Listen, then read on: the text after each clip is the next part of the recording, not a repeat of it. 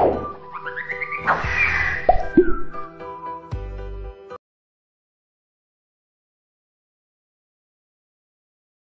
जब हम ये टर्म देखते हैं जियो, ठीक है, तो जियो का मतलब क्या हो जाता है?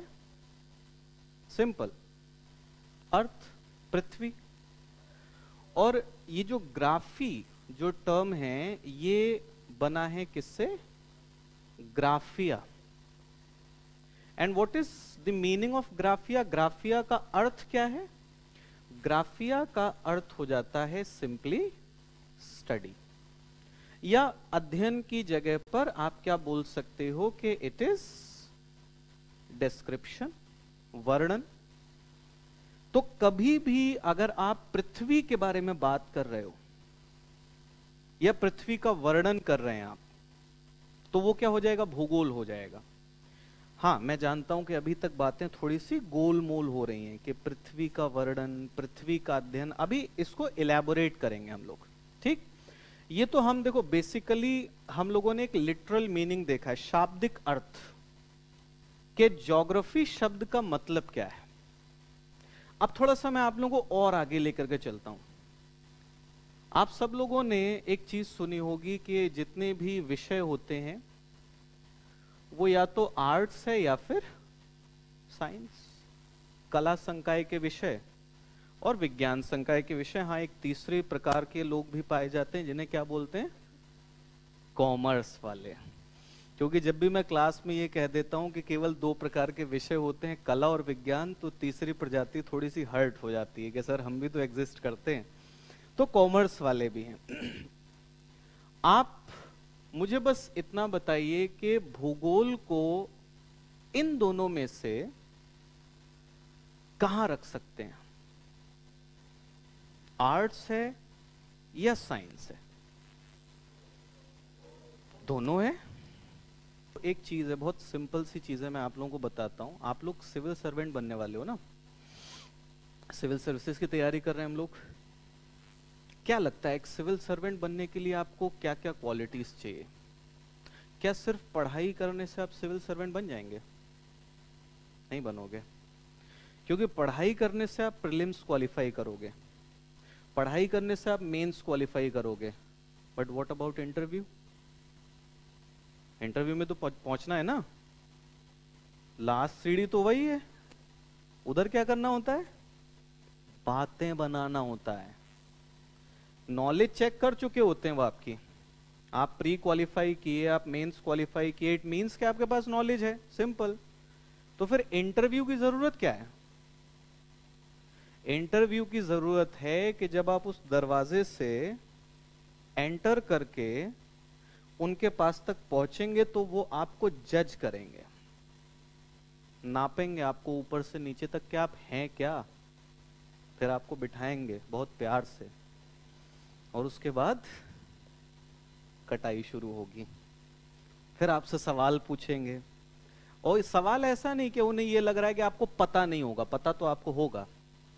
कभी कभी आपको उलझा देंगे वो, जवाब आपका सही होगा फिर भी कहेंगे आपने गलत बोला। क्यों?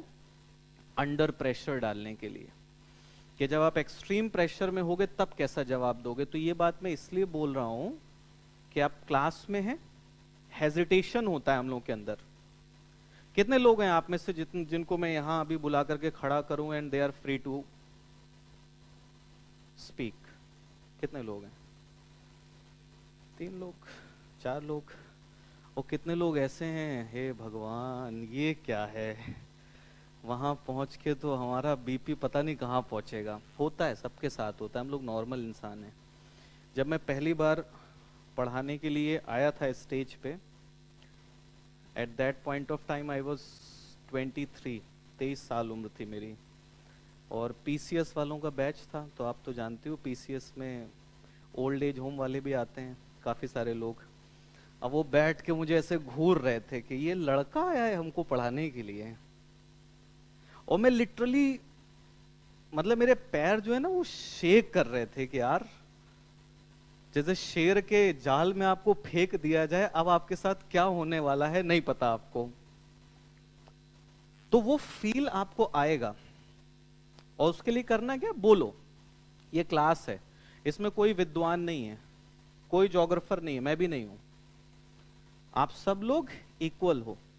तो जब भी कुछ पूछा जाए बोलिए, गलत होगा तो थोड़ी बेइज्जती तो हो जाएगी। और अभी इज्जत बेइज्जती से कौन सा फर्क पड़ता है हम लोगों को, पड़ता है? स्टूडेंट लाइफ में इज्जत बेइज्जती जैसी कोई चीज नहीं होती है।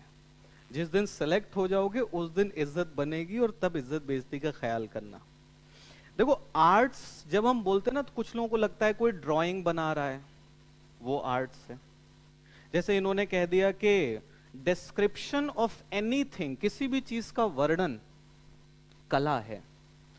तो मेरे दिमाग में एक सवाल आता है यहां पर कि क्या जब हम फिजिक्स पढ़ते हैं, क्या तब हम वर्णन नहीं करते? जब हम केमिस्ट्री पढ़ते हैं, क्या तब हम वर्णन नहीं करते? Botany is all about description of plants, पौधों का वर्णन ही तो है। जूलॉजी आप पढ़ते हो, it's all about description of animals, जीव जंतुओं का वर्णन है। तो इसका मतलब यह हुआ कि अगर हम ये बोल दें कि कला किसी भी चीज का वर्णन है, तो वो बात सही नहीं होगी। अब मैं आपको बताता हूं, देखो आर्ट्स और साइंस में डिफरेंस क्या है। जब आप कला बोलते हो ना, तो कला कोई भी ऐसा विषय होता है जिसका संबंध किससे होगा, मनुष्य से। क्या पढ़ते हैं आप लोग, सोच रहे होगे ये तो सर ने एक हाइपोथेटिकल बात कर दी। हाइपोथेटिकल नहीं है, एग्जाम्पल लो, पॉलिटिकल साइंस आर्ट्स है, आर्ट्स के सब्जेक्ट है। क्या पढ़ते हैं हम लोग, राजनीति के बारे में। क्या राजनीति नेचर ने बनाई है? नहीं बनाई ना। सोशियोलॉजी, समाज शास्त्र, समाज शास्त्र में हम किसके बारे में पढ़ते हैं, सोसाइटी के बारे में। क्या सोसाइटी नेचर ने बना के भेजी, इंसान ने बनाया है। पब्लिक एडमिनिस्ट्रेशन, लोक प्रशासन, जानते होंगे आप लोग। हम एडमिनिस्ट्रेशन के बारे में पढ़ते हैं, तो एडमिनिस्ट्रेशन किसने बनाया, इंसान ने। तो कोई भी ऐसी चीज जो किसने बनाई हो, इंसान ने, अगर आप उसका अध्ययन करते हैं, दैट इज आर्ट्स। कोई भी ऐसा सब्जेक्ट। तो फिर साइंस क्या है? Science is the study of natural phenomena, प्राकृतिक घटनाएं। फिजिक्स में क्या पढ़ते हैं हम लोग, ग्रेविटी पढ़ते हो। ग्रेविटी इंसान क्रिएट करता है, ग्रेविटी नहीं ना, नेचर की वजह से है। केमिस्ट्री में आप आते हो, आप एलिमेंट्स के बारे में पढ़ते हो, तत्वों के बारे में। क्या वो एलिमेंट्स हमने बनाए हैं, नेचर ने बनाए हैं। आप बॉटनी की बात करिए, आप जूलॉजी की बात करिए, प्लांट्स एनिमल्स की आप बात करते हो, तो क्या उन्हें हमने बनाया है, नेचर ने बनाया है। तो कोई भी ऐसी चीज जो नेचर ने बनाई हो, वो क्या हो जाएगी, साइंस। तो आर्ट्स और साइंस का डिफरेंस क्लियर है। अब आते हैं कि हमारी ज्योग्राफी आर्ट्स है या साइंस है। अब बताओ, साइंस है, दोनों है। कैसे दोनों हैं, सुनिए। देखो ज्योग्राफी के सिंपली 3 पार्ट्स हैं। फिजिकल यानी के भौतिक भूगोल, ठीक। दूसरा क्या आ जाता है, ह्यूमन यानी के मानव भूगोल। और तीसरा क्या आ जाता है, इकोनॉमिक यानी के आर्थिक भूगोल। फिजिकल ज्योग्राफी में क्या पढ़ते हैं हम लोग, बताता हूं मैं। आप लोग चाहो तो कॉपी में नोट कर सकते हो कि ज्योग्राफी की कितनी ब्रांचेस हो सकती हैं, है ना, क्या हमें पढ़ना है, ये आपका सिलेबस समझ लीजिए। जब आप फिजिकल ज्योग्राफी में पहुंचते हैं, भौतिक भूगोल में, तो भौतिक भूगोल का एक सेगमेंट है जिसको हम क्या कहते हैं, जियोमॉर्फोलॉजी, भू आकृति विज्ञान। अच्छा, हिंदी वालों को मैं अंग्रेजी में यहां पर लिख दूं और हिंदी में बोल दूं, कोई दिक्कत तो नहीं है, नोट कर लोगे आप लोग, ठीक है। जियोमॉर्फोलॉजी, भू आकृति विज्ञान। ये क्या है? भू आकृति विज्ञान। देखो भू का मतलब क्या है, सुनो, एक एक चीज का मीनिंग समझिए। भू का मतलब क्या है? पृथ्वी। भू का मतलब पृथ्वी है ना। और आकृति का मतलब स्ट्रक्चर्स, संरचनाएं। यानी कि हमारी पृथ्वी पर जो भी संरचनाएं मिलती हैं उनकी स्टडी क्या कहलाएगी? जियोमॉर्फोलॉजी, भू आकृति विज्ञान। यानी कि इसमें क्या पढ़ोगे आप? मैं ऐसे ही आप लोगों को टॉपिक लिस्ट बताता हूं, एक बार सुन लीजिए उस चीज को। जैसे आप अर्थ का इंटरनल स्ट्रक्चर पढ़ोगे, आंतरिक संरचना। आप पढ़ोगे पर्वत कैसे बनते हैं, माउंटेन बिल्डिंग। आप पढ़ेंगे वॉल्केनिक इरप्शंस कैसे होते हैं, अर्थक्वेक्स कैसे आते हैं। ये सब कुछ किस में आता है? जियोमॉर्फोलॉजी में। तो अब एक सवाल है, पर्वत बनाना ये इंसान के बस की बात है क्या? इस पूरी दुनिया के लोग मिलकर के एक नया हिमालय बना सकते हैं? नहीं हो सकता। तो हिमालय किसने बनाया? प्रकृति ने। तो यानी कि जियोमॉर्फोलॉजी क्या है? साइंस है। आप बात करते हो भूकंप की, क्या हम सब लोग मिलकर के इस बिल्डिंग को हिला सकते हैं? अर्थक्वेक क्रिएट कर सकते हैं इसमें? हाँ, बहुत सारे ऐसे ह्यूमन फिनोमिना होते हैं, मानवीय घटनाएं होती हैं जिनसे अर्थक्वेक आ सकता है। जैसे मान लीजिए आपने कहीं पर कोई न्यूक्लियर वेपन टेस्ट कर दिया, न्यूक्लियर बॉम्ब, अगर आप टेस्ट करोगे तो उतने इलाके में भूकंप आ सकता है। लेकिन फिर भी भूकंप मेनली किसकी वजह से आते हैं? नेचर की वजह से। तो यानी कि जियोमॉर्फोलॉजी का जो सेगमेंट है वो साइंस हो गया। अब फिजिकल ज्योग्राफी में दूसरा पार्ट आता है जिसको हम कहते हैं क्लाइमेटोलॉजी, जलवायु विज्ञान। जलवायु विज्ञान मतलब study of weather and climate, मौसम और जलवायु का अध्ययन। मौसम और जलवायु, मौसम क्या होता है? ये दो शब्द हैं, एक है वेदर और दूसरा है क्लाइमेट। क्या फर्क लग रहा है मौसम और जलवायु? एक टेम्पररी है और दूसरा परमानेंट है। बात इन्होंने सही बोली है। कोई थोड़ा और इलेबोरेट करना चाहेगा इसको? जी।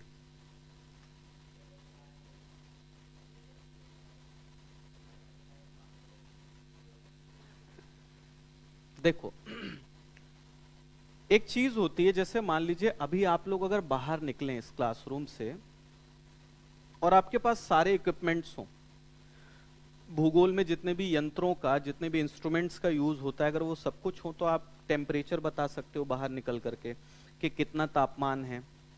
आप विंड्स के बारे में बता सकते हो कि हवाएं किस दिशा से चल रही हैं, कितनी स्पीड पर चल रही हैं। आप क्लाउड कवर देख करके बता सकते हो कि बादल हैं या नहीं हैं, और अगर हैं तो कितने हैं। आप बारिश की संभावना बता सकते हो कि बारिश हो सकती है या नहीं हो सकती। ये जो आप बाहर निकले और आपने इस समय पर तापमान कैसा है, हवा किस तरीके से चल रही है, बादल किस प्रकार के हैं, ये क्या कहलाएगा? मौसम।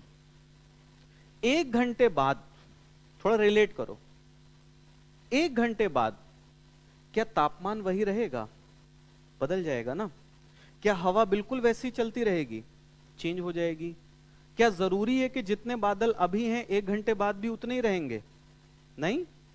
तो यानी कि ये चीजें क्या होंगी? टाइम टू टाइम बदलेंगी। तो जब भी हम एटमॉस्फेरिक कंडीशंस देखते हैं, वायुमंडलीय दशाएं किसी एक गिवन पॉइंट ऑफ टाइम पर, दैट इज कॉल्ड वेदर, उसे कहा जाता है मौसम। तो फिर जलवायु क्या है? अच्छा, आप लोग देखते होंगे एक पूरे वर्ल्ड में ग्लोबल डिबेट चल रही है कि we are worried about climate change, हमारी जलवायु बदल रही है, लोग बड़ा परेशान हैं। आज तक आपने देखा किसी को टेंशन लेते हुए कि we are worried about weather change, कि मौसम बदल गया, बहुत टेंशन में है लोग? ऐसा देखा आपने कभी? नहीं। क्लाइमेट एवरेज है 30 to 35 ईयर्स, 30 से 35 साल तक आप तापमान रिकॉर्ड कर रहे हो, आप रेनफॉल रिकॉर्ड कर रहे हो कि किसी जगह पर तापमान कैसा रहता है, बारिश कितनी होती है, हवाएं किस तरीके की चलती हैं, और आपने वो जो 30-35 साल का एवरेज निकाला, दैट इज कॉल्ड क्लाइमेट। अब अगर वो एवरेज बदला तब हमारे लिए चिंता की बात है। वेदर जो है, मौसम जो है, वो दिन भर क्या होता रहता है, बदलता रहता है। तो हम क्लाइमेटोलॉजी में क्या पढ़ेंगे, वेदर और क्लाइमेट।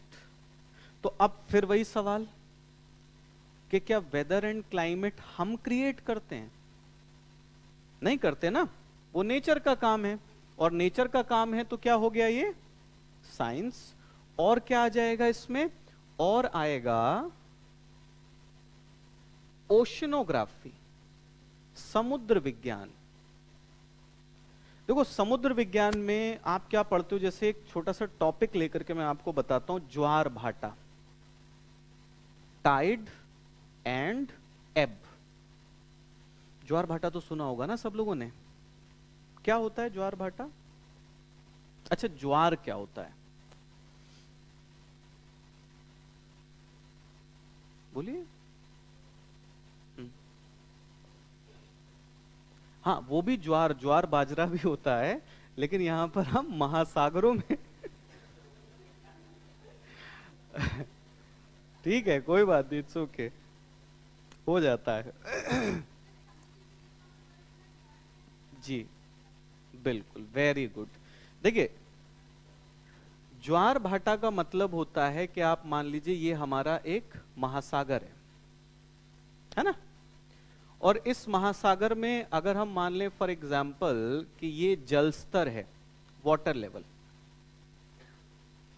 तो क्या होता है कि अगर महासागर के इस जल स्तर में उत्थान हुआ, राइज,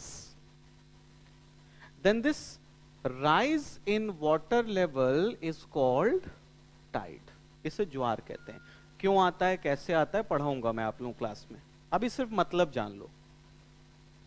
फिर कुछ समय के बाद यही वाटर लेवल नीचे चला जाता है। जब ये नीचे जाता है तो इसी को हम क्या कह देते हैं, एब कहते हैं, भाटा कहते हैं। अब ये बताओ, ये इंसान कर सकता है कि महासागर के पानी को खींच के ऊपर ले गए हम, फिर कुछ देर बाद छोड़ दिया? ऐसा तो नहीं कर सकते ना हम लोग। तो ये कौन कर रहा है, नेचर। तो इसका मतलब oceanography is also science. Clear? अब ये 3 टॉपिक्स हैं जो आपके लिए रेलेवेंट है तो बहुत कुछ, फिजिकल ज्योग्राफी में बहुत कुछ है, बट हमारे जीएस के पॉइंट ऑफ व्यू से, जनरल स्टडीज के पॉइंट ऑफ व्यू से, these 3 units are highly important.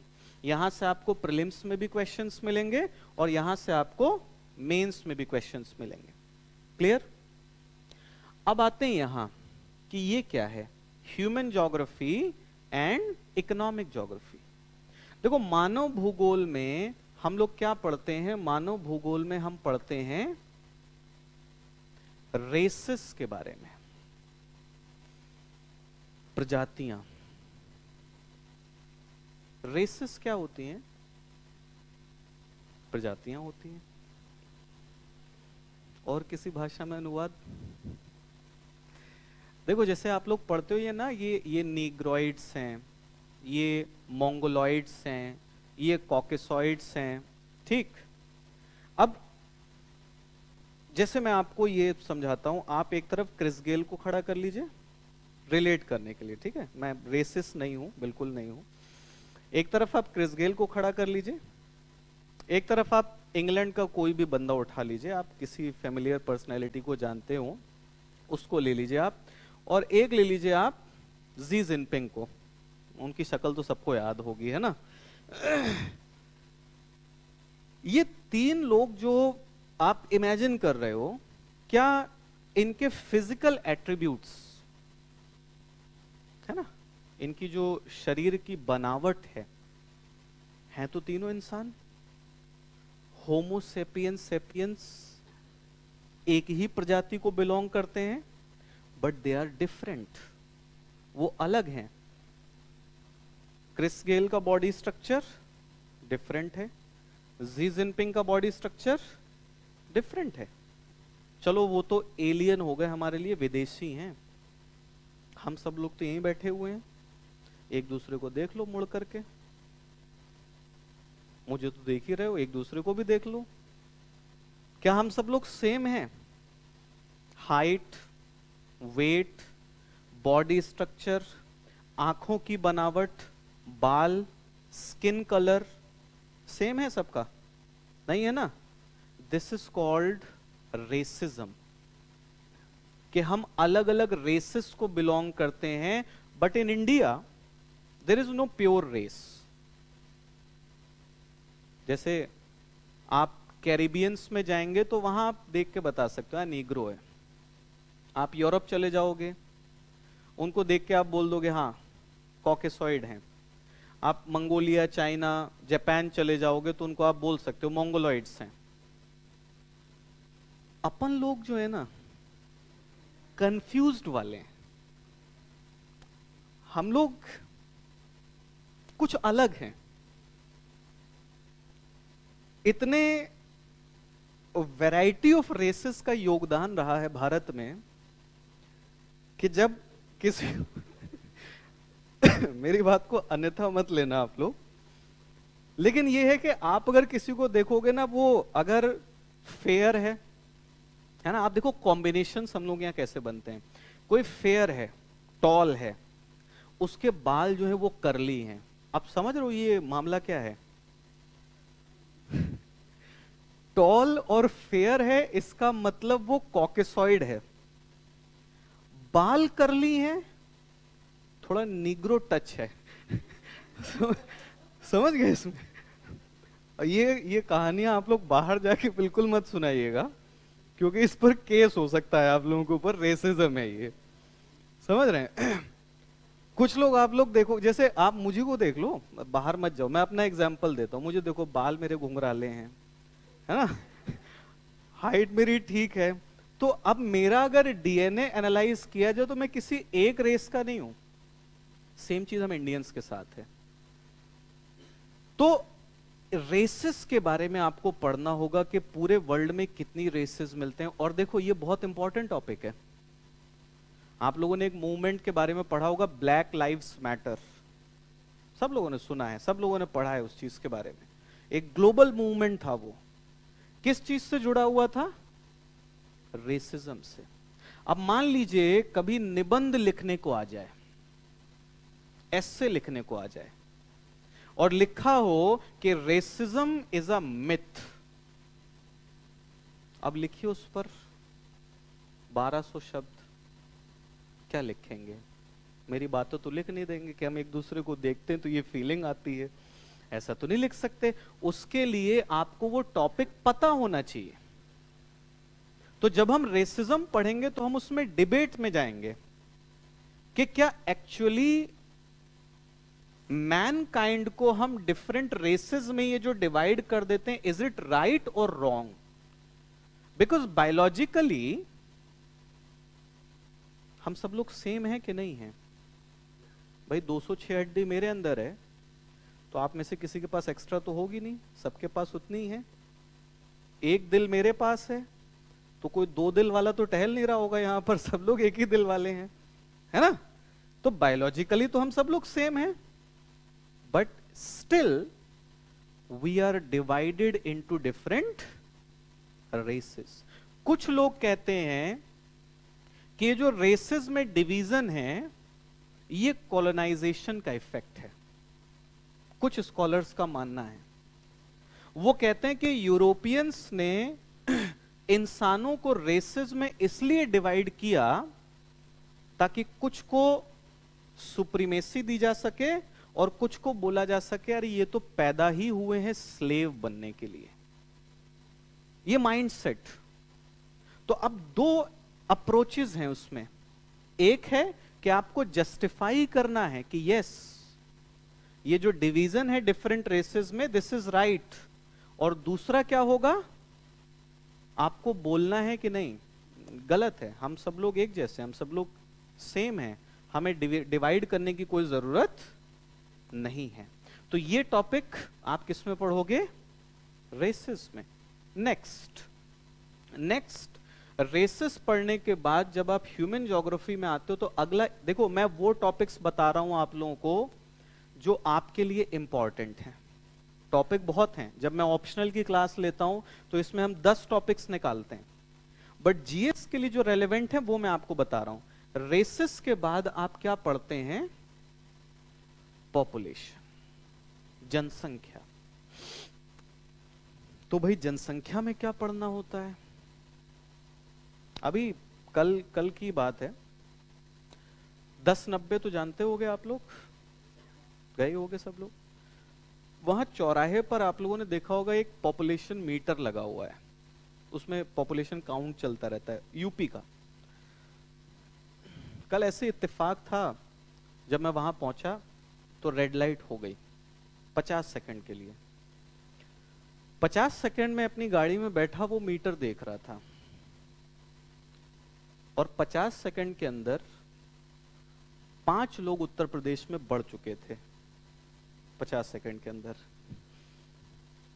तो ये पढ़ना है किसके अंदर? पॉपुलेशन के अंदर। पॉपुलेशन में आपको दुनिया जहान की चीजें नहीं पढ़ना है। भारत में सिर्फ एक ही टॉपिक है जिसका समाधान अगर आप निकाल पाए तो आपको नोबेल प्राइज मिल जाएगा, वो है ग्रोथ। पूरे भारत में इतनी शिद्दत से आजादी के बाद से कोई काम नहीं किया गया है जितना काम इस पर किया गया है। अगर हमने इकोनॉमिक ग्रोथ पर उतना ध्यान दिया होता जितना हमने पॉपुलेशन ग्रोथ पर दिया है, तो आज हम डेवलपिंग कंट्रीज में नहीं होते हम। और आप लोग देखते हो हमारे नेता भी क्या बोलते हैं, हम क्या करें, इतना जनसंख्या है, कितने लोगों को सुरक्षा देंगे। आप लोग देखते हो ना, जब भी कोई मुद्दा आता है कि फ्री एजुकेशन के साथ हम फ्री फूड क्यों नहीं दे सकते, हम फ्री हेल्थ केयर फैसिलिटीज क्यों नहीं दे सकते, तो हमारे पॉलिटिशियंस के पास एक ही चीज होती है, भैया आप यूएस से कंपेयर कर रहे हो तो आप जरा भारत की जनसंख्या भी देख लीजिए। और मैं आपको थोड़ा सा एक एग्जांपल देता हूं। यूएस से मोस्ट डेवलप्ड कंट्रीज जो है हमारे वर्ल्ड की, उनमें से टॉप में आता है। कितनी पॉपुलेशन है? 300 मिलियन, 300 मिलियन। उत्तर प्रदेश की कितनी है, एनी आइडिया?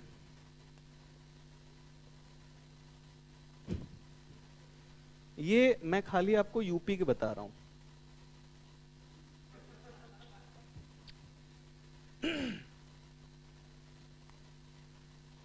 आगे की बात आप लोग समझ ही सकते हो, मुझे कुछ बोलने की जरूरत नहीं है। और ये देखो, ये कोई वो बात नहीं है कि आप अपने देश को बदनाम करने की कोशिश कर रहे हो, नो। ये है we are just accepting natural realities, simple, it's very simple. तो ये पॉपुलेशन में आप पढ़ोगे, पॉपुलेशन में आप पढ़ोगे जब ग्रोथ, तो मैं आप लोगों को थोड़ा और डिटेल में लेके चलूंगा। कैसे? 5 मिनट दीजिए मुझे, थोड़ा सा इस टॉपिक में आप लोगों को लेके चलता हूं मैं। देखो, जब हम ग्रोथ पढ़ते हैं ना, तो 2 प्रकार की ग्रोथ होती है, natural growth and artificial growth. प्राकृतिक वृद्धि और कृत्रिम वृद्धि। अब आप सोच रहे होंगे ये प्राकृतिक और कृत्रिम क्या है? Natural growth simply means the difference between birth rate and death rate.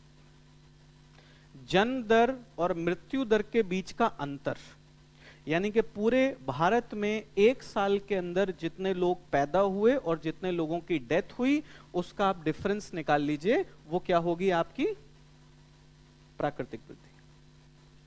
तो फिर ये आर्टिफिशियल क्या होता है? कोई बताएगा? आर्टिफिशियल ग्रोथ मतलब एनी आइडिया?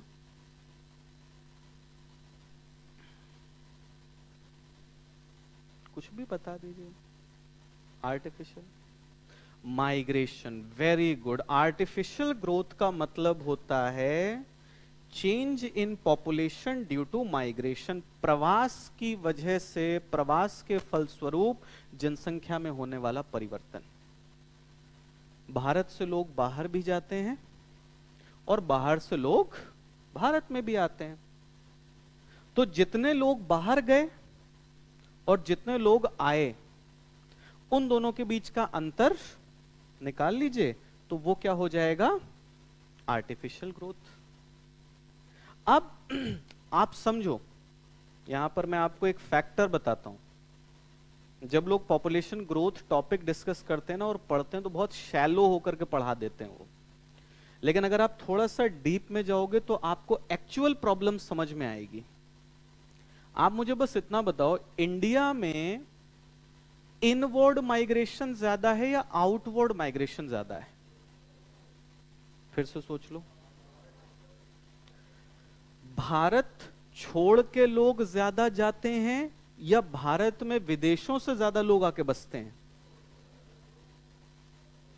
आप देखिए, हमारा जो भी क्रीम होता है, कॉलेजेस से जो हमारा क्रीम निकलता है, वो सब डेवलप्ड कंट्रीज की तरफ, यूएस में जाके, ब्रिटेन में जाके, फ्रांस में, जर्मनी में जाके, वहां की कंपनीज के लिए लोग काम करते हैं।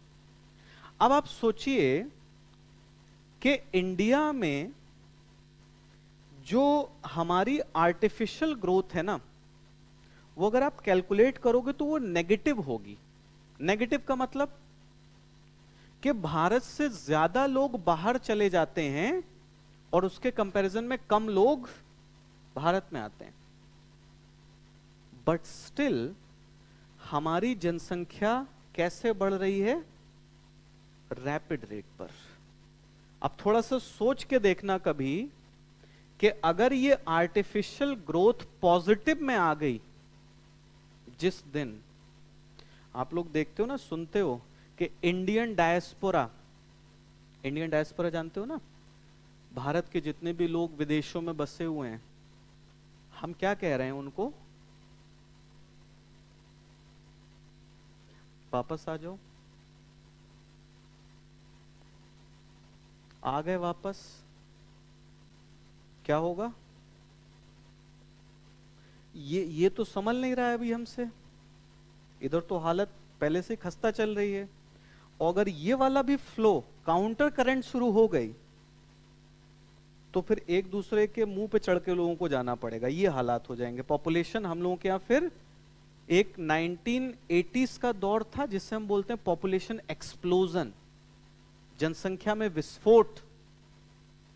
अगर इंडियन डायस्पोरा वापस आना शुरू हो जाए तो वो सिर्फ अपनी इनकम लेकर के नहीं आएगा, पैसा ही लेकर के नहीं आएगा, वो जनसंख्या को बढ़ाएगा, और जनसंख्या को बढ़ाएगा तो फिर से आपके रिसोर्सेस और पॉपुलेशन के बीच का जो बैलेंस है, वो बैलेंस फिर डिस्टर्ब होगा।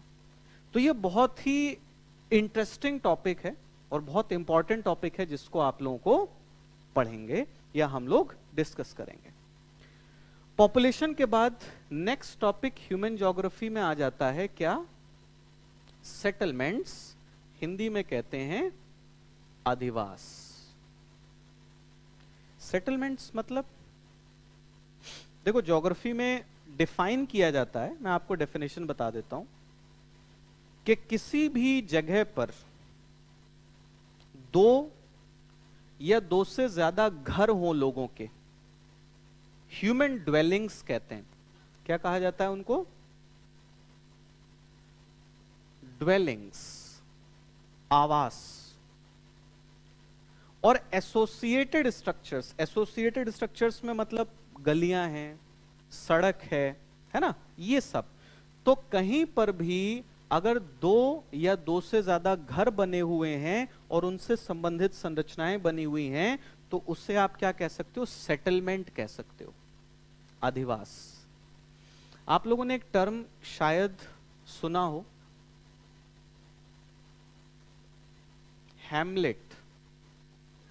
हिंदी में कहते हैं पुरवा। सुना है? कितने लोगों ने सुना है हैमलेट? सुना होगा, हैमलेट तो बहुत कॉमन सा टर्म है। हैमलेट का मतलब पूर्वा का क्या मतलब? पूर्वा का मतलब यही होता है कि अगर किसी जगह पर 2-3 घर बने हुए हैं लोगों के, तो आप उसे विलेज नहीं कहेंगे, आप उसे गांव नहीं कहोगे, वो हैमलेट कहलाएगा। हैमलेट होता है सेटलमेंट का सबसे छोटा फॉर्म, सबसे छोटा रूप। अगर थोड़े घर बढ़ गए, 10-20 घर हो गए, तो आप उसे विलेज कह दोगे। और घर अगर बढ़ गए तो आप उसे टाउन कह देंगे, कस्बा। और अगर पॉपुलेशन बढ़ गई तो आप उसे सिटी कह दोगे, शहर कह दोगे। और पॉपुलेशन बढ़ गई तो आप उसे मेट्रो सिटी कह दोगे, मेट्रोपॉलिटन। जैसे लखनऊ क्या है? मेट्रो सिटी है ना। क्यों मेट्रो सिटी? क्योंकि लखनऊ की जनसंख्या 10 लाख से ज्यादा है, और कोई भी ऐसा शहर जिसकी जनसंख्या 10 लाख से ज्यादा होगी, आप उसे क्या कहेंगे? मेट्रो सिटी है, मेट्रोपॉलिटन शहर है। तो हमें क्या पढ़ना होगा कि सेटलमेंट्स कितने प्रकार के होते हैं।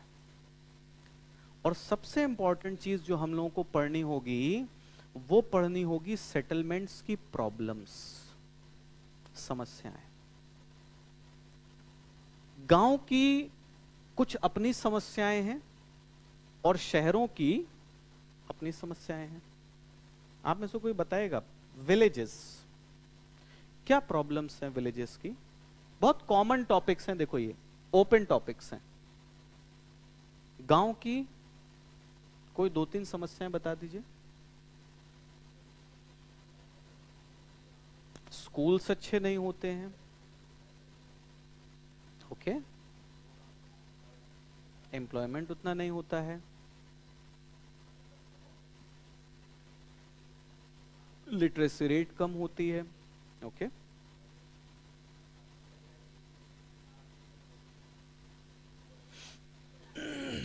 ठीक है, वेरी गुड। देखो, सबसे पहली चीज आप क्या बोल सकते हो कि गांव में अगर आप जाओगे, इंफ्रास्ट्रक्चर। ऐसा नहीं है कि इंफ्रास्ट्रक्चर नहीं है, वहां पर है। बट अगर आप शहरों से कंपेयर करोगे तो शहरों में जैसी सड़कें मिलती हैं, क्या गांव में मिलती है? नहीं। शहरों में जैसा ड्रेनेज सिस्टम होता है, प्रॉपर सीवेज सिस्टम बना हुआ है, क्या वैसा गांव में मिलता है? नहीं। शहरों में इलेक्ट्रिसिटी की सप्लाई जितनी अच्छी होती है, ड्रिंकिंग वाटर की सप्लाई जितनी अच्छी होती है, क्या रूरल एरियाज में है? नहीं है। ट्रांसपोर्टेशन आप कंपेयर कर लीजिए, एजुकेशन या एजुकेशनल फैसिलिटीज जो है उनको कंपेयर कर लीजिए, हेल्थ इंफ्रास्ट्रक्चर, हॉस्पिटल्स की बात करिए, एंटरटेनमेंट फैसिलिटीज की बात करिए, आपको एक कॉन्ट्रास्ट दिखेगा कि शहर बहुत आगे हैं और गांव इन सब मामलों में काफी पिछड़े हुए हैं। और यही कारण है कि हमारे शहरों में ओवर क्राउडिंग हो रही है। आप फील कर रहे हो इस चीज को? नहीं, कि शहरों में भीड़ जो है वो बहुत तेजी से बढ़ती जा रही। कहां से आते हैं लोग? गांव से। क्यों आते हैं? सिंपल सी चीज है, उन्हें वहां पर एम्प्लॉयमेंट नहीं मिल रहा है प्रॉपर, है ना। उनको उतनी अच्छी अपॉर्चुनिटीज नहीं मिल रही हैं, उनका जो स्टैंडर्ड ऑफ लाइफ है, जीवन का जो स्तर है वहां पर उतना अच्छा नहीं है। तो वहां से लोग, आपने देखा कोविड के टाइम पर जब लॉकडाउन हुआ तो एक मास माइग्रेशन शुरू हुआ था अर्बन सेंटर से रूरल एरियाज की तरफ। और जैसे जैसे चीजें नॉर्मलाइज होने लगी, एक बार फिर से रूरल एरियाज से लोग किधर आना शुरू हो गए? अर्बन एरियाज की तरफ। आप अगर बात करोगे नगरीय क्षेत्रों की, अर्बन सेंटर्स की, तो क्या नगरीय क्षेत्रों में कोई समस्या है? शहरों में बहुत सारी समस्याएं हैं। सबसे पहली समस्या तो यह है कि जनसंख्या जो है हमारे शहरों की, वो जितनी लिमिट है ना उससे ज्यादा हो चुकी है। Traffic, pollution, sanitation and hygiene की प्रॉब्लम, एकोमोडेशन फैसिलिटीज की प्रॉब्लम। आप देखते हो कि रात को अगर आप 11-12 बजे के आसपास सड़कों पर निकलोगे तो हजारों की संख्या में लोग आपको सड़क किनारे या डिवाइडर पर सोते हुए मिल जाएंगे। क्यों? क्योंकि उनके लिए प्रॉपर हाउसिंग फैसिलिटीज नहीं है। लैंड रिसोर्सेज जो हैं शहरों के अंदर वो सीमित हैं। तो बहुत सारी प्रॉब्लम्स किससे जुड़ी हुई हैं? अर्बन से। और देखो, आपको समझना यह है कि जब आप आगे जाकर के एक एडमिनिस्ट्रेटर बनेंगे तो आपका काम क्या होगा? भाई, जिलाधिकारी बनने का मतलब राजा बनना थोड़ी ना है कि शहंशाह बनकर कहीं पे जाकर ऐसा बैठ जाओगे और सैलरी जो अकाउंट में हर महीना आती रहेगी। काम करना पड़ता है ना। क्या काम करिएगा? अगर आप ये टॉपिक्स पढ़ रहे हो तो ये टॉपिक्स आपका जो फ्यूचर कोर्स ऑफ एक्शन होगा उसमें दिखाई देना चाहिए। आप अगर ग्रामीण क्षेत्रों में जाते हो और आपने पढ़ रखा है कि ग्रामीण क्षेत्रों की समस्याएं ये होती हैं, तो आप उन्हें सुधारने का प्रयास करेंगे। आप अगर किसी अर्बन एरिया में आपका अपॉइंटमेंट हो जाता है तो आप वहां की समस्याओं को सॉल्व करने की कोशिश करिएगा। तो ये टॉपिक्स बहुत ही प्रैक्टिकल टॉपिक्स हैं जो हमारी डे टू डे लाइफ से रिलेटेड हैं। इसी में आप लोग पढ़ लोगे क्या? स्मार्ट सिटीज, स्मार्ट शहर। कोई बताएगा ये स्मार्ट शहर होता क्या है?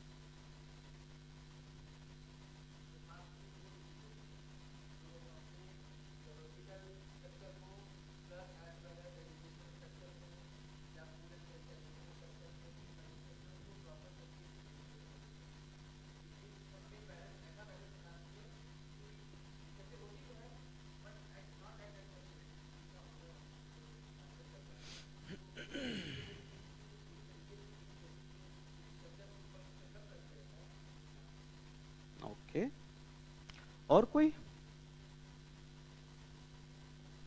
स्मार्ट सिटीज तो बहुत कॉमन टॉपिक है। थोड़ा बहुत आइडिया आप लोगों को होना चाहिए इसके बारे में। देखो, स्मार्ट सिटीज की बेसिकली जो कॉन्सेप्ट है ना वो ये है कि स्मार्ट शहर बनाने में हम शहरों की जो कैरिंग कैपेसिटी है, वहन करने की क्षमता, कि हमारे शहर कितने लोगों को एकोमोडेट कर सकते हैं, समावेशित कर सकते हैं, कितने लोगों को जगह दे सकते हैं, इसको बढ़ाना। कैसे बढ़ाओगे? कैसे बढ़ाओगे? लैंड का स्मार्ट यूज करके। आप एक बहुत नॉर्मल सी चीज बता रहा हूं, आप लोग कभी नोटिस करना। जैसे आप यहां पर जाओगे, पलासियो मॉल बना है, इतना बड़ा मॉल बना है। उस मॉल ने जितनी जगह को घेर रखा है, क्या आप सच में ये बोल सकते हैं कि हमने उतने लैंड का 100% यूज कर लिया है? भाई, नीचे आपने शॉपिंग कॉम्प्लेक्स बनाया ना, आप उसके ऊपर अपार्टमेंट्स बना सकते थे, हाँ कि ना? बना सकते हो। तो नीचे शॉपिंग मॉल भी आपका चलता रहेगा, ऊपर आप लोगों को रहने की जगह भी दे पाओगे। आप देखते हो हजरतगंज चले जाओ, हजरतगंज चले जाओ, हजरतगंज में एक स्काई स्क्रेपर बता दीजिए, 30, 35, 40 फ्लोर की बिल्डिंग है? कोई नहीं है ना। तो क्या हम हजरतगंज का जो लैंड है, इतना प्रीमियम लैंड है, क्या हम उसका 100% यूज कर रहे हैं? क्यों नहीं कर सकते? हम नीचे जो मार्केट बनी हुई है, क्यों हम उस मार्केट के ऊपर हाउसिंग फैसिलिटीज नहीं डेवलप कर सकते? भाई, आपकी शॉप, आपका ऑफिस 3 फ्लोर की बिल्डिंग में एडजस्ट हो गया है ना, उसके ऊपर हम 10 फ्लोर और बना करके वहां पर लोगों को रहने की जगह दे सकते हैं, कोई दिक्कत नहीं है। स्मार्ट यूज लैंड का। सड़कें, आप सड़कों पर देखिए कि अभी क्या है हमारे यहां पर चौराहे पर आप पहुंचोगे तो वहां पर क्या है, रेड लाइट। अब हर जगह आप देख रहे हो रेड लाइट लग गई है, ट्रैफिक जैम। अब स्मार्ट ट्रांसपोर्टेशन क्या होगा? स्मार्ट ट्रांसपोर्टेशन ये होगा कि जो इंटरसेक्शंस है ना, जहां पर सड़कें इंटरसेक्ट करती हैं, वहां पर हम इस तरीके से फ्लाईओवर्स क्रिएट करें, डेवलप करें कि गाड़ियां अनइंटरप्टेड मैनर में चलती रहें। उससे क्या होगा, आप ज्यादा गाड़ियों को उन्हीं सड़कों पर क्या कर पाओगे, एकोमोडेट कर पाओगे। मेट्रो चलना शुरू हुई। दिल्ली गए हो आप लोग? गए होगे। दिल्ली में मैं आप लोगों से पूछूं, अगर दिल्ली में सिर्फ 10 दिन के लिए मेट्रो बंद हो जाए, सिर्फ 10 दिन के लिए, लगता है दिल्ली का ट्रैफिक चल पाएगा? 10 दिन तो मैं बहुत ज्यादा बोल रहा हूं। अगर एक दिन वहां पूरी मेट्रो बंद हो जाए ना, तो लोग घंटों सड़कों पर खड़े रहेंगे, गाड़ियों में बैठे रहेंगे, अपनी ट्रैफिक नहीं चल पाएगा वहां का। हाईली सक्सेसफुल है दिल्ली की मेट्रो, भर के चलती है एकदम। राजीव चौक वगैरह पर अगर आप मेट्रो में एंटर कर जाएंगे ना, तो आप लिटरली ऐसे खड़े रहेंगे। अगले स्टेशन पर आप ये सोचेंगे कौन सा दरवाजा खुलेगा, किधर धक्का लगेगा, निकलना किधर है हमें। लखनऊ मेट्रो राजा वाली फीलिंग आती है, मस्त आराम से जाइए, एक सीट पर लेटने बैठने की सारी सुविधाएं हैं। कभी सोचा आपने कि दिल्ली की जो मेट्रो है वो इतना सक्सेसफुल है और लखनऊ की जो मेट्रो है वो इतना सक्सेसफुल नहीं है? क्यों? क्या रीजन है?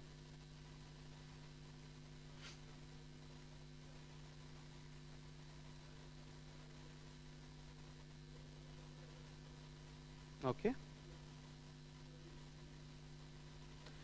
हाँ, देखिए, एक चीज तो आप ये बोल सकते हो, रीच है ना, हर जगह पर मेट्रो नहीं पहुंच पाई है। दूसरा आप क्या बोल सकते हो? दूसरा आप बोल सकते हो, देखो शहर शहर में फर्क होता है। दिल्ली पैसे वालों का शहर है, मानते हो कि नहीं मानते हो? बहुत पैसा है उधर, टाइम कम होता है आदमी के पास, पैसा ज्यादा है, टाइम नहीं है उसके पास। उसको मालूम है सड़क से अगर 5 किलोमीटर जाना है ना, 45 मिनट लग जाएंगे, 10 रुपए में जा सकते हो। मेट्रो से जाओगे 30 रुपए लगेंगे, लेकिन 15 मिनट में पहुंच जाओगे। तो वहां आदमी का डिसीजन क्या होगा? मेट्रो पकड़ते हैं, आधा घंटा बचेगा, 30 रुपए लगेगा, कोई बात नहीं। लखनऊ में अपन लोग पहले पर्स देखते हैं, है ना, हम लोग पहले पर्स देखते हैं, अच्छा कितना है, 20 रुपया है। ऑटो से 10 में पहुंचेंगे, मेट्रो से 20 में पहुंचेंगे, एसी में बैठ के जाएंगे तो उससे कौन सा हम गोरा हो जाएंगे 5 मिनट में? चले जा रहे हैं, भले ऑटो में लटक करके जा रहे हैं, लेकिन पहुंच तो गए, 10 रुपया बचा लिया हमने। तो ये डिफरेंस है, जेंट्री इसी को बोलते हैं ना, जेंट्री, कि हर एक मॉडल हर जगह पर सक्सेसफुल नहीं हो सकता। इसका मतलब क्या है, लखनऊ मेट्रो को अगर आपको सक्सेसफुल बनाना है तो 2 फ्रंट्स हैं, उस पर काम करिए, कॉस्ट थोड़ी सी कम कर दिए, दूसरा रीच बढ़ाइए, ठीक। और जितना मेट्रो का नेटवर्क लखनऊ में अच्छा डेवलप होगा, आप देखिएगा कि सड़कों पर जो प्रेशर है वो उतना ही क्या होता जाएगा, कम होता चला जाएगा। ये क्या होगी, हमारी स्मार्ट अप्रोच है, कि स्मार्ट अप्रोच से हम अपने ट्रांसपोर्टेशन को क्या कर रहे हैं, हैंडल कर रहे हैं, ठीक। तो इस तरीके से आप देखोगे कि स्मार्ट सिटीज की जो कॉन्सेप्ट है, एक चीज और इसमें, जैसे इन्होंने जो चीज बताई स्मार्ट सिटीज के बारे में, वो एक नॉर्मल मीनिंग तो हो सकती है, बट अगर आपको मेंस में लिखना होगा कि स्मार्ट सिटीज क्या होती हैं, तो आपको लिखना पड़ेगा कि स्मार्ट सिटीज का मतलब होता है किसी शहर को इंफॉर्मेशन टेक्नोलॉजी बेस्ड बना देना। एक एग्जांपल दो लखनऊ में स्मार्ट सिटीज का, कोई फीचर आपको दिखता है लखनऊ के अंदर? अभी तक एक ही फीचर दिखाई दे रहा है, और वो ये है कि अब चौराहे पर पुलिस वाला हो या ना हो, आदमी गाड़ी रोक लेता है। क्यों? क्योंकि सामने कैमरा लगा है और हमें पता है कि हमने जैसे रेड लाइट क्रॉस की, वो कैमरा ऑटोमेटिकली आपकी नंबर प्लेट को रीड करेगा, आपका चालान होगा और चालान सीधे आपके पास पहुंचा दिया जाएगा। ये है स्मार्ट सिटी के फीचर। फायदे नहीं बोले आपने, फीचर बोले है ना? ठीक, फायदे हैं। ठीक, अब आप सेटलमेंट्स पढ़ लिया। अब आ जाते हैं थोड़ा सा कि हमारी जो इकोनॉमिक ज्योग्राफी है, आर्थिक भूगोल। क्या है आर्थिक भूगोल? आर्थिक भूगोल का सीधा सा मतलब है इकोनॉमिक एक्टिविटीज की स्टडी करना, अध्ययन करना। इकोनॉमिक एक्टिविटीज जब आप बोलोगे तो आप में से किसी ने इकोनॉमिक्स पढ़ा है? What is an economic activity? I am not talking about example, give me a definition. Production and distribution. Very good. Any activity which involves income generation, जिससे इनकम जनरेट होती हो। स्कॉलरशिप, अगर आप पढ़ रहे हो और आपको स्कॉलरशिप मिल रही है, is it an economic activity? अगर आप रिटायर हो गए, आपको पेंशन मिल रही है, नहीं ना? Very good. आपको बस इतना ध्यान रखना है कि अगर आप अपनी देश के जीडीपी में कंट्रीब्यूट कर रहे हैं, सिंपल, कुछ भी आप काम कर रहे हो, फॉर्मल इनफॉर्मल सेक्टर में कहीं पर भी अगर आपका योगदान आपके देश के जीडीपी में है, तो वो इकोनॉमिक एक्टिविटी है। ज्योग्राफी में हम क्या पढ़ेंगे? एग्रीकल्चर पढ़ोगे, रिसोर्सेस पढ़ोगे, इंडस्ट्रीज पढ़ोगे, ट्रांसपोर्टेशन कम्युनिकेशन पढ़ोगे, इंफ्रास्ट्रक्चर पढ़ोगे, सिंपल। तो अब क्या हो गया, ये ह्यूमन ज्योग्राफी और इकोनॉमिक ज्योग्राफी, ये दोनों चीजें आपकी क्या हो जाएंगी? आर्ट्स को बिलोंग करेंगी। और फिजिकल ज्योग्राफी आपकी किसको बिलोंग करेगी? साइंस को। तो ज्योग्राफी के अंदर साइंस भी है और आर्ट्स भी है। इज इट गुड और बैड? अच्छा है कि बुरा है? अच्छा है। सोच समझ के बोल रहे हो कि ऐसे ही? सोच समझ के। देखो, इसीलिए ज्योग्राफी जो है वो दो धारी तलवार की तरह हो जाती है। कुछ लोगों को ज्योग्राफी बहुत अच्छी लगती है, क्यों? क्योंकि इसमें डाइवर्सिटी है, अलग अलग फ्लेवर्स हैं। आप एक यूनिट से दूसरी यूनिट में जब पहुंचते हैं ना, तो कोई डिफरेंट टेस्ट आपको मिलता है। लेकिन कुछ लोगों के लिए ज्योग्राफी जी का जंजाल बन जाती है। क्यों? क्योंकि या तो उन्हें आर्ट्स वाली चीजें समझ में आती हैं, या उनको साइंस वाली चीजें समझ में आती हैं, और वो दूसरे पार्ट में जैसे पहुंचते हैं उन्हें दिक्कत होना शुरू हो जाती है। मेरी कोशिश ये रहेगी कि हम ज्योग्राफी के हर एक सब्जेक्ट को, हर एक पार्ट को, हर एक सेगमेंट को इक्वल लेवल पर लेकर के चलें। ठीक? मैं ये मान करके चल रहा हूं, और अगर मैं गलत हूं तो मुझे करेक्ट करिएगा, कि आप लोग ज्योग्राफी में 0 हैं। मान लूं? क्योंकि अगर मैं ये मान लूंगा तो फिर मैं ABCD से स्टार्ट करूंगा। ठीक है? और अगर मैं ABCD से स्टार्ट करूंगा तो ये मेरी जिम्मेदारी है कि ज्योग्राफी का हर एक टॉपिक आपको क्रिस्टल क्लियर हो, और क्वेश्चन चाहे प्रीलिम्स में बने या मेंस में बने, आप क्वेश्चन पढ़ें एक बार और जवाब दें उसका, आपको सोचने की जरूरत ना पड़े। बट उसके लिए आप लोगों का कोऑपरेशन चाहिए होगा और पेशेंस चाहिए होगा। क्योंकि देखो, एक बहुत सीधी सी चीज बता रहा हूं, जैसे आप किसी भी नए इंसान से अगर मिलते हो और आप 5 मिनट बात करो, और 5 मिनट बात करके आप उसे जज कर लें कि अच्छा है या बुरा है, दैट इज नॉट राइट। थोड़ा वक्त दीजिए। सेम चीज मेरे साथ है।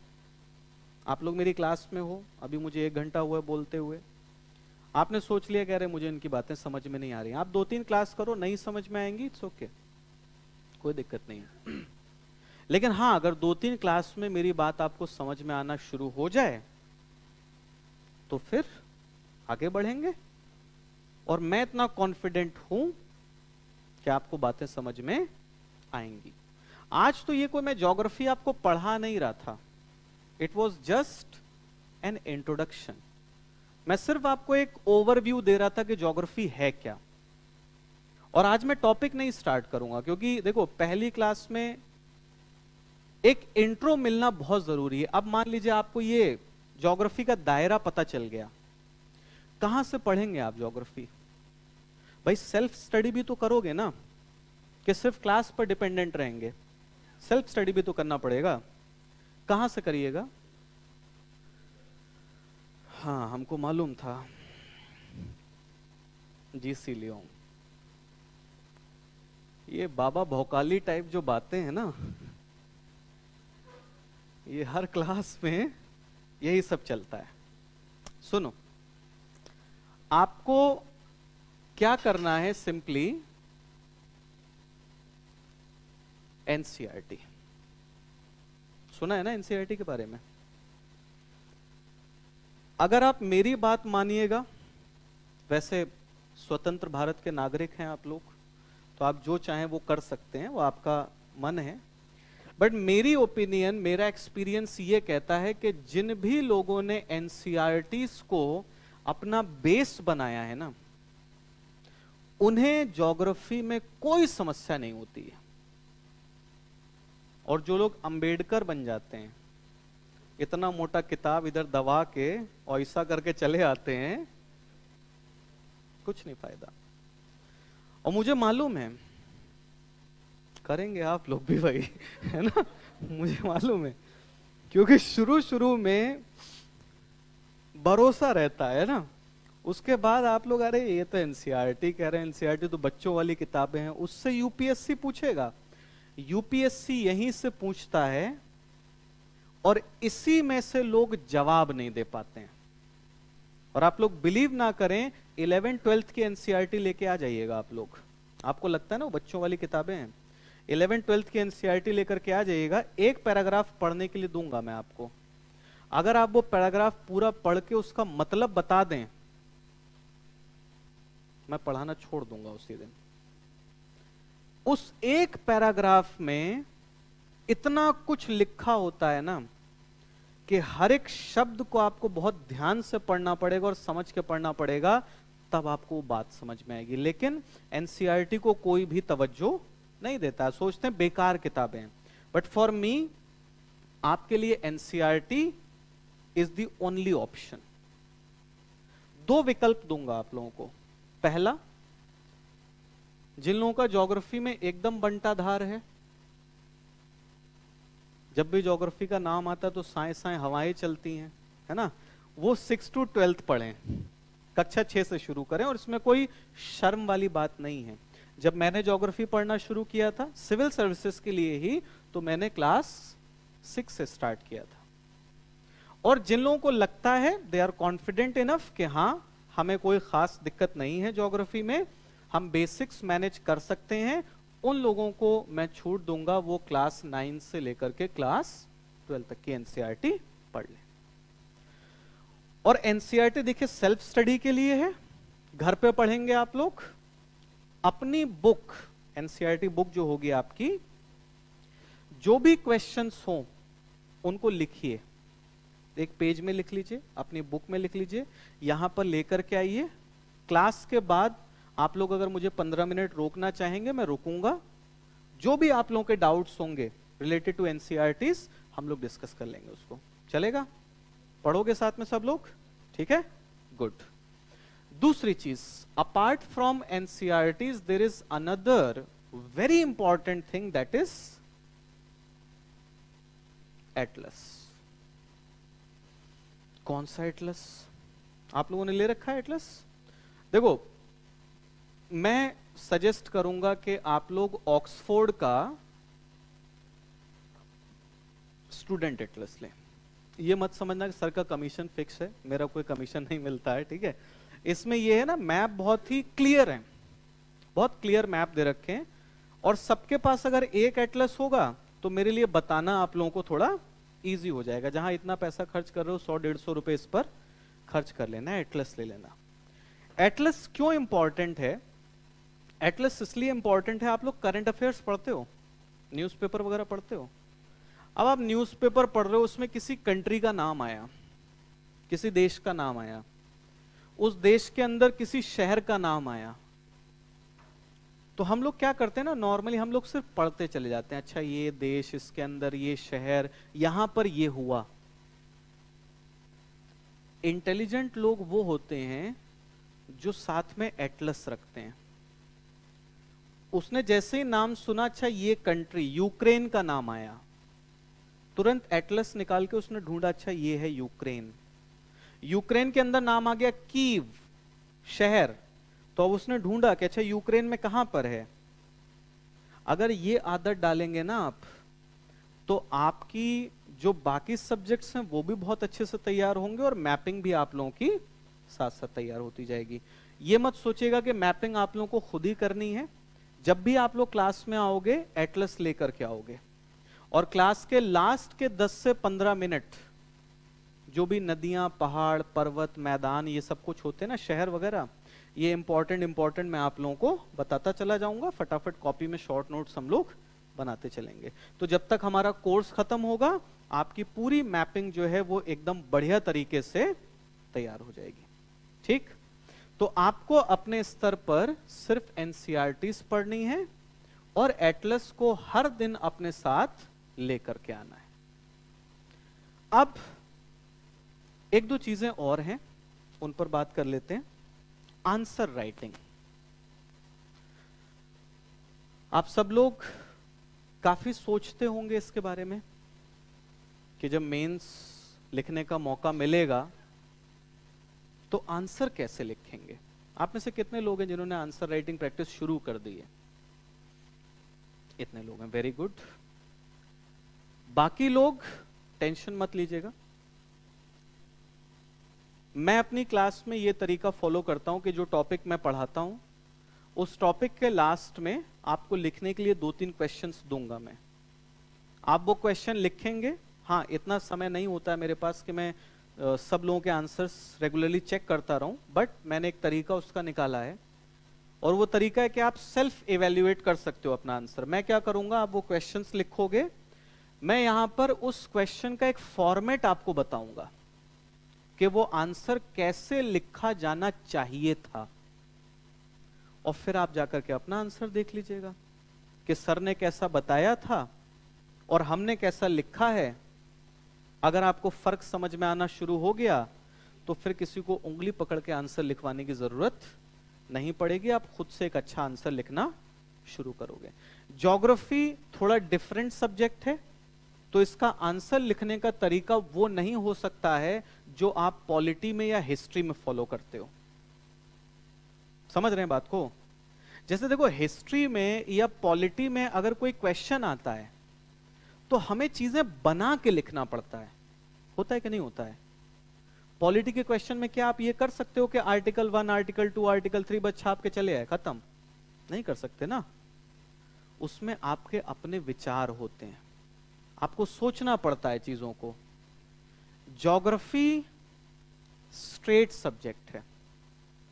जैसे एक बात सुनो, मान लो आपसे एक सवाल पूछा गया कि पृथ्वी की सतह पर भूकंपों का वितरण समझाइए, elaborate distribution of seismic events on earth surface.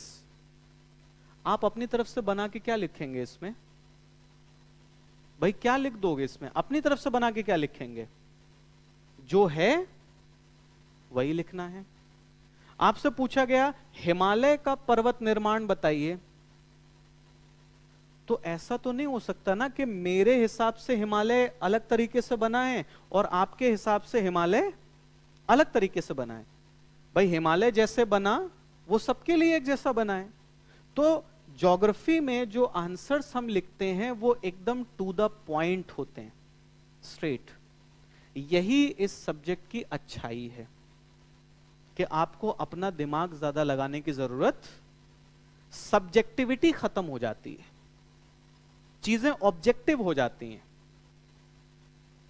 अब इसमें दिक्कत भी है कि सबके आंसर्स मोनोटोनस ना हो जाएं। हो सकता है ना भाई, सबके आंसर्स एक जैसे हो गए, फिर अब वहां पर आएगा थोड़ा क्रिएटिविटी कि आप कैसे चीजों को ट्विस्ट कर सकते हो, कैसे थोड़ा सा चीजों को अपनी तरफ से ऐड ऑन करके लिख सकते हो, वो मैं आप लोगों को बताऊंगा। क्योंकि जीएस में आंसर्स बहुत लोग लिखते हैं, अपनी जो क्लास चलेगी ना वो मैं आप लोगों को जीएस से बस थोड़ा सा 5% ऊपर ले जाकर के पढ़ाऊंगा, ताकि जब आप आंसर लिखो तो बाकी लोगों से आपका आंसर थोड़ा सा अलग हो। थोड़ा अलग होगा तभी कुछ एक्स्ट्रा मार्क्स मिलने की पॉसिबिलिटीज होंगी। तो इतनी चीजें मुझे आप लोगों को बतानी थी। अब मैं 5 मिनट का समय आप लोगों को दे रहा हूं, अगर आपको कोई क्वेश्चन पूछना हो तो आप पूछ लीजिए, अदरवाइज मैं आज का एक टॉपिक शुरू करता हूं फिर। Is there any question?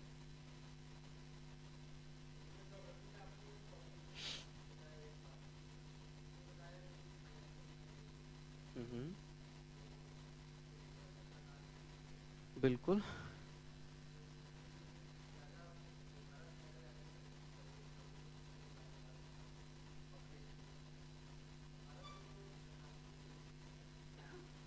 देखिए एक चीज है, जब आप माइग्रेशन पढ़ते हो ना तो उसमें हम इलीगल माइग्रेंट्स को कंसिडर नहीं करते हैं। वो एक डिफरेंट प्रॉब्लम है। रिफ्यूजीज की जो प्रॉब्लम है, इलीगल माइग्रेंट्स की जो प्रॉब्लम है, वो एकदम अलग है। हाँ, अगर हम उसे भी मिला लें तब बिल्कुल हो सकता है कि हमारे यहां पर इनवर्ड माइग्रेशन जो हो रहा है वो आउटवर्ड माइग्रेशन से ज्यादा हो रहा है। ठीक है, उसको आप बिल्कुल बोल सकते हो।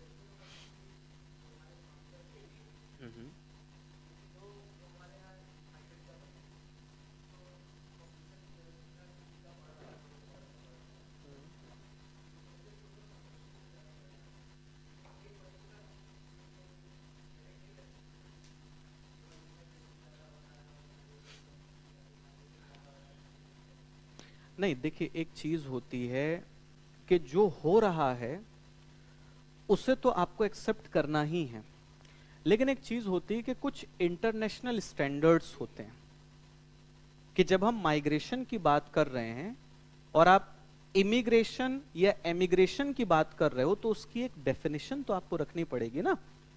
ऐसे तो कोई भी हमारा बॉर्डर क्रॉस करके आ गया इलीगल वे में तो हम उसे एक प्रॉपर माइग्रेंट की तरह तो ट्रीट नहीं कर सकते। उसके लिए हमारी अप्रोच डिफरेंट होगी, और जो प्रॉपर डॉक्यूमेंटेशन लेकर के, प्रॉपर वीजा लेकर के भारत में आया है या भारत से कहीं और गया है, उसके लिए जो अप्रोच होगी वो डिफरेंट होगी।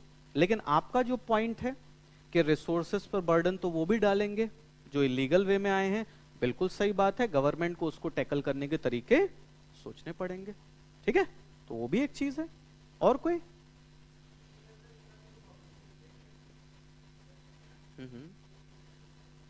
नहीं, अब तो देखो, अब तो वो चीजें प्रिपेयर की जा रही हैं, है ना। और वो अच्छी चीज भी है भाई। जब बजट अलॉट होता है, जब सरकार बजट का एलोकेशन कर रही है कि हमें एजुकेशन पर इतना खर्च करना है, हमें हेल्थ पर इतना खर्च करना है, तो हमें यह भी तो पता होना चाहिए कितने लोगों की शिक्षा पर खर्च करना है। अब हम तो बजट सोच करके चल रहे हैं 100 लोगों का, और लोग हैं 150, 50 वो हैं जिनके बारे में हमें जानकारी ही नहीं है। तो फिर बजट जो होगा वो इनसफिशिएंट तो हो ही जाएगा, और जितनी ग्रोथ हम सोच रहे हैं उतनी ग्रोथ नहीं हो पाएगी। तो उसका डॉक्यूमेंटेशन करना वो तो एकदम मस्ट है, वो हमें करना होगा। ठीक, चलिए, तो आई थिंक किसी और के पास कोई क्वेश्चन नहीं है तो टॉपिक शुरू किया जाए। ठीक, देखो आज का जो पहला टॉपिक है, क्योंकि फिजिकल ज्योग्राफी से ही मैं स्टार्ट करूंगा, कॉन्सेप्चुअल बेस जो है ज्योग्राफी का वहीं से मिलेगा आप लोगों को। तो पहला टॉपिक हम लोग स्टार्ट करते हैं, अर्थ का इंटरनल स्ट्रक्चर। हेडिंग बना लीजिए आप सभी लोग।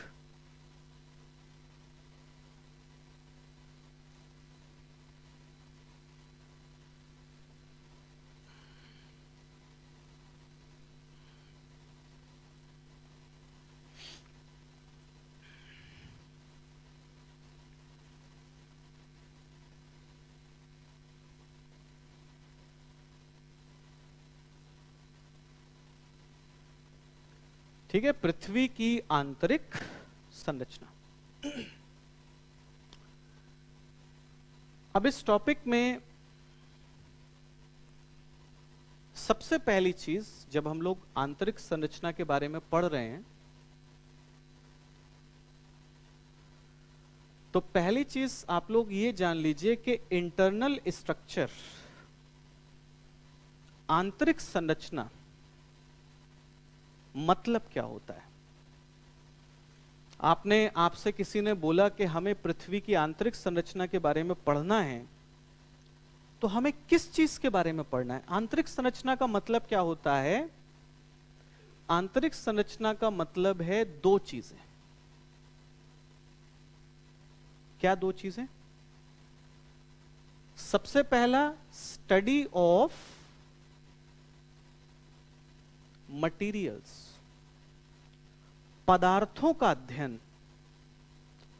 जैसे ये हमारी पृथ्वी है, मान लीजिए हमारी पृथ्वी है, तो इस पृथ्वी के अंदर कुछ ना कुछ तो पदार्थ मिलते होंगे ना, जिन्हें हम चट्टानें बोल देते हैं। कौन से पदार्थ हैं?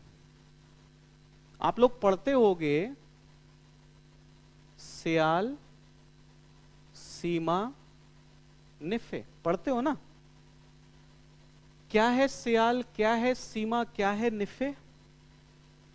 तो हम पढ़ते, सियाल वो परत है जहां पर मटेरियल्स के अंदर सिलिका और एल्यूमिनियम ज्यादा होता है, यही तो पढ़ते हो।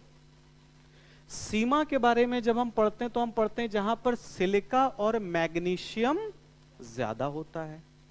निफे जहां पर निकेल और, तो एक बात बताओ, ये आपने जो बोला कि कहीं पर सियाल ज्यादा है, कहीं पर सीमा ज्यादा है और कहीं पर निफे ज्यादा है, तो आप मटेरियल्स के बारे में तो बात कर रहे हो ना। जैसे आप बोलते हो कि क्रस्ट के अंदर, भूपर्पटी के अंदर चट्टानों का घनत्व है 3.0 ग्राम पर सेंटीमीटर क्यूब। हम पढ़ते हैं जब हम भूपर्पटी से, क्रस्ट से मेंटल में चले जाते हैं तो डेंसिटी बढ़कर के 4.5 हो जाती है। जब हम और नीचे कोर में चले जाते हैं तो वहां पर डेंसिटी बढ़कर के 11 हो जाती है।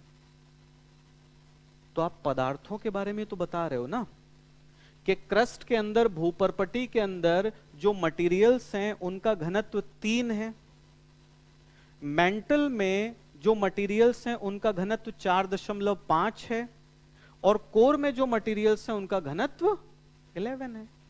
तो जब आप इंटरनल स्ट्रक्चर को पढ़ते हो, आंतरिक संरचना को पढ़ते हो, तो आंतरिक संरचना में आप किसके बारे में पढ़ेंगे? पदार्थों के बारे में।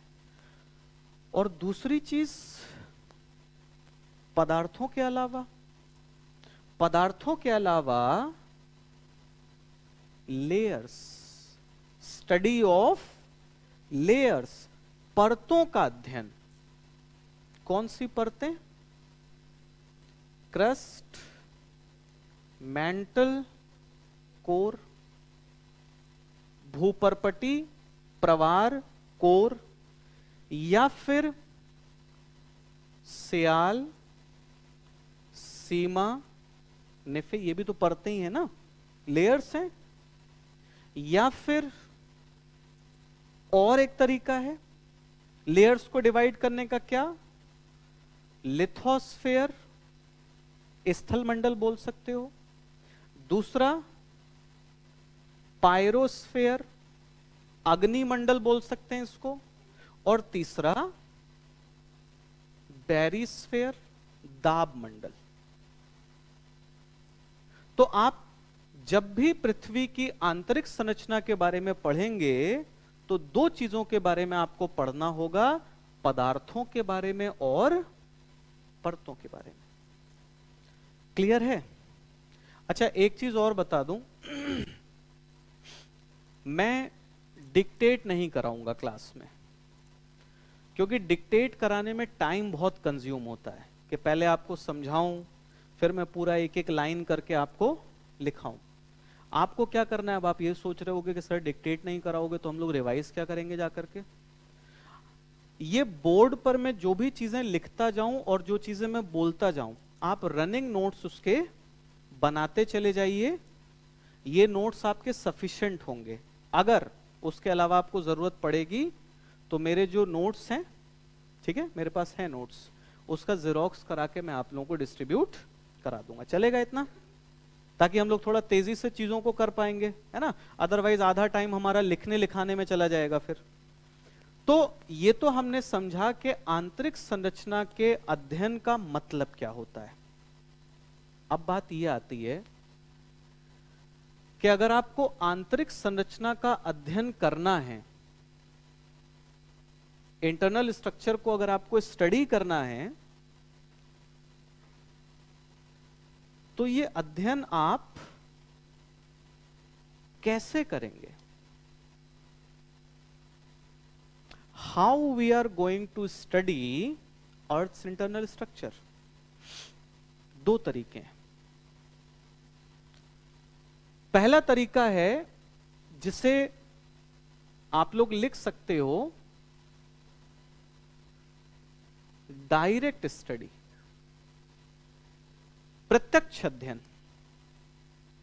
एक चीज है, चांद पर जब इंसान नहीं गया था तो क्या हमें चांद के बारे में कोई नॉलेज नहीं थी? थी ना। लेकिन क्या वो डायरेक्ट स्टडी थी? वो तो इनडायरेक्ट था। आज आप लोग पढ़ते होंगे, न्यूज़पेपर्स में आता है कि किसी दूसरी गैलेक्सी में, किसी दूसरी आकाशगंगा में हमें एक ग्रह मिला है जिस पर पानी होने की संभावना है। पढ़ते हो ना, ऐसी खबरें आती हैं, अमर उजाला में भी आ जाती हैं। दूसरी गैलेक्सी में एक ग्रह मिला है जहां पानी होने की संभावना है। कोई गया वहां पर? कोई देख के आया? वहां कोई पानी पी के आया है वहां का? आप यहां से बैठ के उस प्लेनेट को देख रहे हो और अंदाजा लगा रहे हो कि ऐसा हो सकता है। वो डायरेक्ट स्टडी नहीं है, वो इनडायरेक्ट स्टडी है। डायरेक्ट स्टडी का मतलब क्या हुआ? पृथ्वी के अंदर क्या है उसके प्रत्यक्ष अध्ययन का मतलब हुआ कि या तो हम खुद अंदर चले जाएं, पृथ्वी के अंदर चले जाएं और जाकर के देखें वहां पर क्या है, या फिर दूसरा तरीका है कि हम अंदर के मटेरियल्स को ड्रिल करके, ड्रिल मशीन से ड्रिल करके अंदर के मटेरियल्स को बाहर निकालें सरफेस पर और लैब में उनकी टेस्टिंग कर लें। ये मैं लिखा इसलिए नहीं रहा हूं क्योंकि डायरेक्ट स्टडी जैसी कोई चीज आज एग्जिस्ट नहीं करती है। इनडायरेक्ट स्टडी होती है, उसके बारे में नोट कराऊंगा आप लोगों को चीजें। अब मैंने बोला कि डायरेक्ट स्टडी में पहला तरीका है कि इंसान खुद पृथ्वी के अंदर चला जाए। Is it possible? Why it's not possible? अंदर तापमान और दबाव, टेम्परेचर और प्रेशर इतना एक्सट्रीम है कि कोई भी इंसान अंदर जाकर के सरवाइव नहीं कर पाएगा।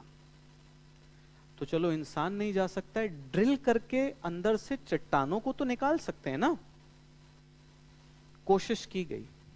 ये आपका मैप लगा हुआ है, यहां ये रशिया का कोला पेनिनसुला कहलाता है। ये जगह देख रहे हो आप लोग, कोला पेनिनसुला कहलाता है। यहां पर दुनिया भर के सारे देश इकट्ठा हुए और सबने सोचा कि इस बार पृथ्वी में आर पार छेद कर देंगे और देख लेंगे कि अंदर है क्या। खोदना शुरू किए। कितना खोद पाए? 6 किलोमीटर। 6 किलोमीटर तक खोद पाए। उसके बाद टेम्परेचर और प्रेशर इतना बढ़ना शुरू हो गया कि जब ड्रिलिंग करते थे ना जिस मशीन से, वो हीट होकर के ब्रेक हो जाती थी। पृथ्वी की रेडियस कितनी है? पृथ्वी की त्रिज्या है 6371 किलोमीटर, और हम खोद कितना पाए? तो खोद के भी चट्टाने नहीं निकाल पाए हम। तो ना तो खुद अंदर जा सकते हैं और ना बाहर निकाल करके देख सकते हैं। इसका मतलब आप बोलोगे कि डायरेक्ट स्टडी जो है, it is not possible in present conditions. वर्तमान दशाओं में यह संभव नहीं है। क्यों संभव नहीं है? इसका कॉज, इसका कारण अगर आपको लिखना हो तो आप लिख लीजिए कारण में, एक्सट्रीम टेम्परेचर एंड प्रेशर, अत्यधिक तापमान तथा दबाव। क्लियर हो गया?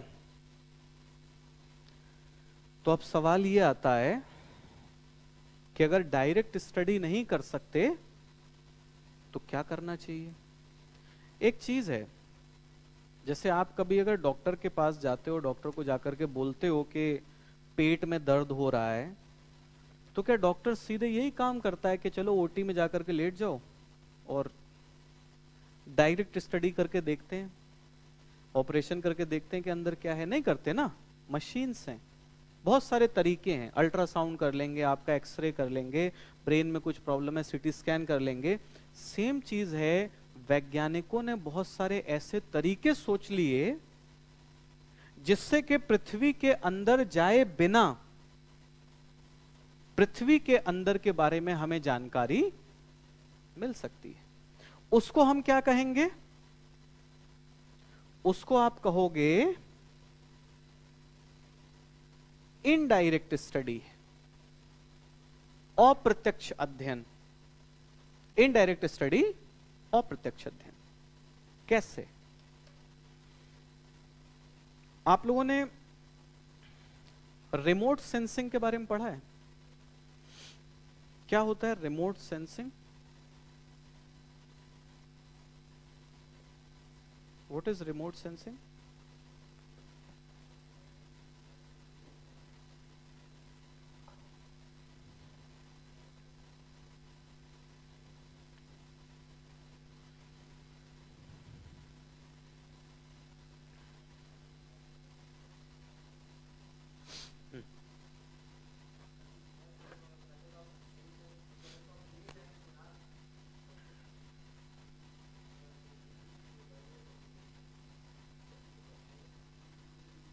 बिल्कुल।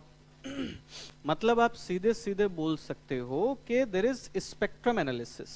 ओके, जैसे एक सैटेलाइट है ऊपर, और वो सैटेलाइट हमें बता रहा है कि देखो यहां पर फॉरेस्ट है, यहां पर ट्रीज हैं, यहां पर कोई पेड़ नहीं है। कैसे बता रहा है? क्योंकि जब सन की रेज अर्थ सरफेस पर पड़ती हैं और यहां से रिफ्लेक्ट होकर के वापस जाती हैं, परावर्तित होकर के वापस जाती हैं, तो पेड़ पौधे अलग तरीके से रिफ्लेक्ट करते हैं और जो खाली जगह होती है वो अलग तरीके से रिफ्लेक्ट करती है। सैटेलाइट सिर्फ उसे क्या कर रहा है? रीड कर रहा है, और रीड करके वो हमें बता देता है कहां पर फॉरेस्ट है, कहां पर ट्री है और कहां पर नॉर्मल लैंड है। सेम चीज है कि इनडायरेक्ट स्टडी में, अप्रत्यक्ष अध्ययन में, आपको कुछ सोर्सेस को फॉलो करना पड़ेगा, कुछ स्रोत। अब वो स्रोत क्या होंगे? तो सबसे पहली चीज तो आप इसमें चाहें तो ये नोट कर लीजिए, इनडायरेक्ट स्टडी का मतलब हो जाता है, लिख लीजिए, study on the basis of information provided by following sources। निम्नलिखित स्रोतों के द्वारा उपलब्ध कराई गई उपलब्ध कराई गई सूचनाओं के आधार पर अध्ययन। सूचनाओं के आधार पर अध्ययन। कौन कौन सी सूचनाएं जो हैं वो हो जाएंगी, या कौन कौन से सोर्सेस जो हैं वो हो जाएंगे?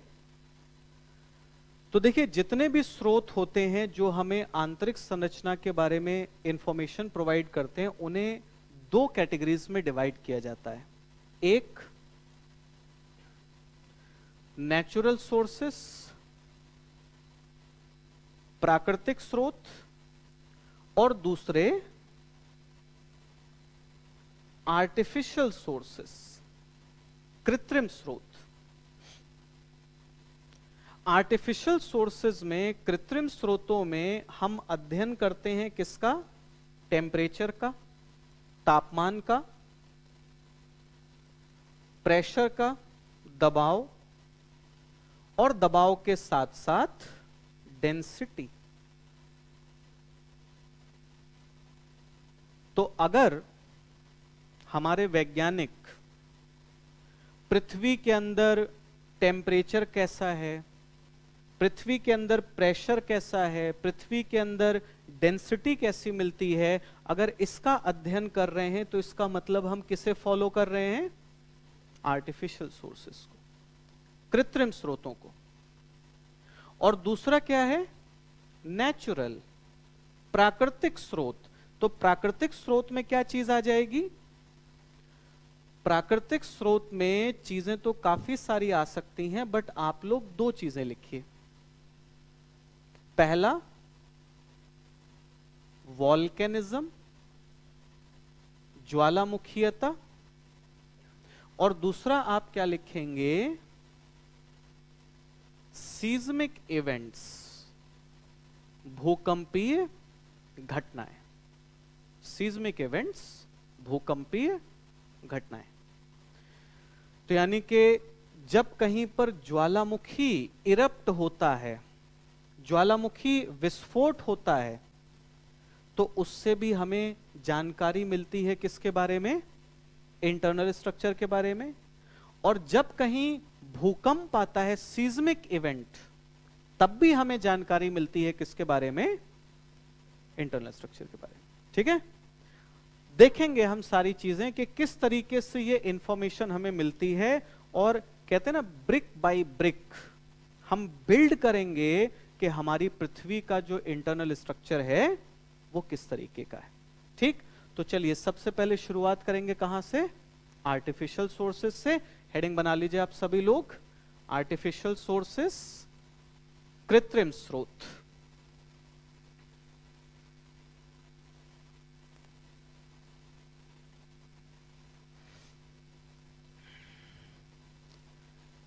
देखो, आर्टिफिशियल सोर्सेस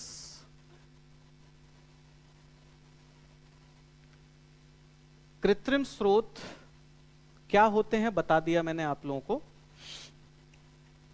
लेकिन इसमें एक एक करके हमें सारी चीजों को डिस्कस करना है। बहुत ज्यादा डीप या डिटेल में जाने की जरूरत नहीं है, क्योंकि आपसे बहुत ज्यादा डेप्थ में जाकर के सवाल नहीं बनेंगे। लेकिन हाँ, इतना तो पूछा जा सकता है ना आपसे। इधर देखिए सब लोग, इतना तो पूछ सकता है ना कि ये पृथ्वी की सरफेस है और ये पृथ्वी का सेंटर है। तो जब आप सरफेस से सेंटर की तरफ जाएंगे तो ये तो पूछ सकता है ना कि प्रेशर बढ़ेगा या घटेगा। ये तो बहुत नॉर्मल सी चीज है जो हमें मालूम होनी चाहिए। और हम बता भी सकते हैं कि जैसे जैसे आप सरफेस से सेंटर की तरफ जाएंगे, प्रेशर क्या होगा? इंक्रीज होगा। तो हम सीधे क्या लिखेंगे कि जब हम सरफेस से सेंटर की तरफ जाते हैं, सतह से केंद्र की तरफ जाते हैं, तो जो प्रेशर है, जो दबाव है, वो प्रेशर क्या होता है? इंक्रीज होता है, बढ़ता है। सिंपल सा लॉजिक है। अब देखो क्यों बढ़ता है। अगर आप में से किसी को यह जानना हो कि क्यों बढ़ता है, क्योंकि देखिए पीसीएस और यूपीएससी में थोड़ा सा फर्क है। पीसीएस में आपसे सीधे यही पूछेगा कि पृथ्वी के अंदर सरफेस से सेंटर की तरफ जाएंगे तो प्रेशर में क्या बदलाव होगा। आपको पता है प्रेशर बढ़ेगा, लेकिन अगर यूपीएससी यहां से सवाल बनाएगा तो वो आपसे साथ में क्या पूछेगा, क्या कारण। तो देखो, कारण जानने के लिए बहुत ज्यादा दिमाग लगाने की जरूरत नहीं है। सब लोग इधर एक मिनट देख लें। ये अगर हमने यहां पर ये डस्टर रख दिया, ठीक, फिर डस्टर के ऊपर अगर मैं ये रिमोट भी रख दूं, तो ये जो नीचे की सरफेस है, जितनी चीजें आप इसके ऊपर रखते चले जाओगे, ये नीचे की सरफेस पर प्रेशर उतना ही क्या होता जाएगा। सिंपल लॉजिक है ना। तो अब जरा दिमाग आप लोग ये लगा लीजिए कि ये है हमारी पृथ्वी। अभी आप यहां पर हो 100 किलोमीटर की डेप्थ पर, फिर आप यहां पहुंच गए 500 किलोमीटर, 2000 किलोमीटर, 3000 किलोमीटर। तो इस सोचने वाली बात बस इतनी सी है कि जैसे जैसे हम नीचे की तरफ जाएंगे, ये जो मटेरियल्स हैं, जो ऊपर के मटेरियल्स हैं, उनकी थिकनेस क्या होती जा रही है, बढ़ रही कि घट रही है। Point A, point B, point C, point D, जितना नीचे जाओगे ऊपर के मटेरियल्स की थिकनेस उतनी ज्यादा होती जाएगी, और जितने ज्यादा मटेरियल्स होंगे उनका वेट उतना ही ज्यादा होगा। तो अगर आपसे कारण पूछ लिया जाए तो कारण आप क्या बोलोगे कि वेट ऑफ ओवरलाइंग मटेरियल्स, ऊपर स्थित पदार्थों का भार, ये भार क्या होता चला जाता है, इंक्रीज होता जाता है, बढ़ता जाता है। और ये वेट इंक्रीज होगा, इसीलिए प्रेशर क्या होता जाएगा, बढ़ता चला जाएगा। सिंपल सी बात। अब ये तो आपने समझा कि प्रेशर बढ़ने का कारण क्या है। अब एक चीज और बताता हूं आप लोगों को, क्योंकि अगर क्वेश्चन थोड़ा सा और डिफिकल्ट बनाने की कोशिश की गई तो आपसे यह भी पूछा जा सकता है कि ये जो प्रेशर बढ़ रहा है, इस प्रेशर बढ़ने के इफेक्ट्स क्या होंगे।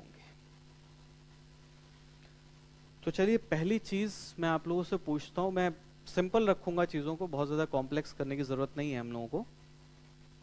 आप मुझे बस इतना बताइए कि प्रेशर बढ़ने से डेंसिटी ऑफ मटेरियल्स, पदार्थों का घनत्व बढ़ेगा या घटेगा। बढ़ेगा। क्यों बढ़ेगा?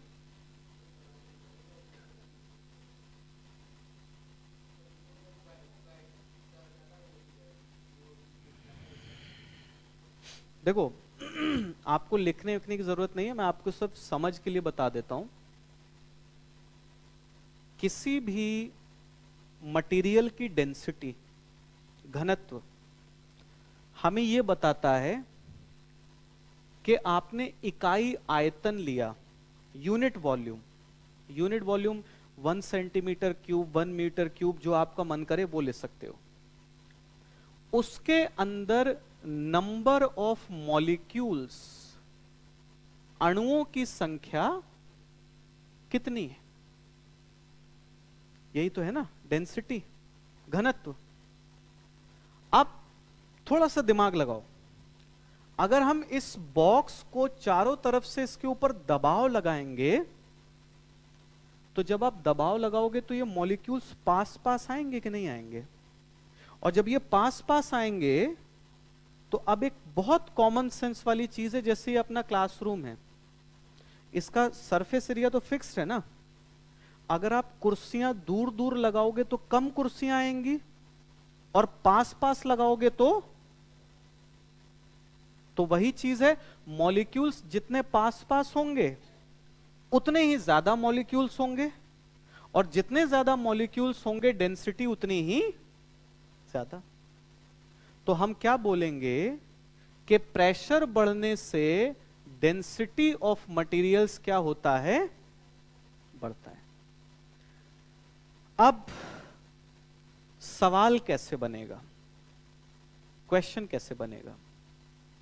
सुनो, एक मिनट रुक करके सुनो। क्वेश्चन ऐसे बनेगा, आपसे पूछा जाएगा क्रस्ट की डेंसिटी है 3 ग्राम पर सेंटीमीटर क्यूब, और आपसे पूछा जाएगा मेंटल की प्रवार की डेंसिटी है।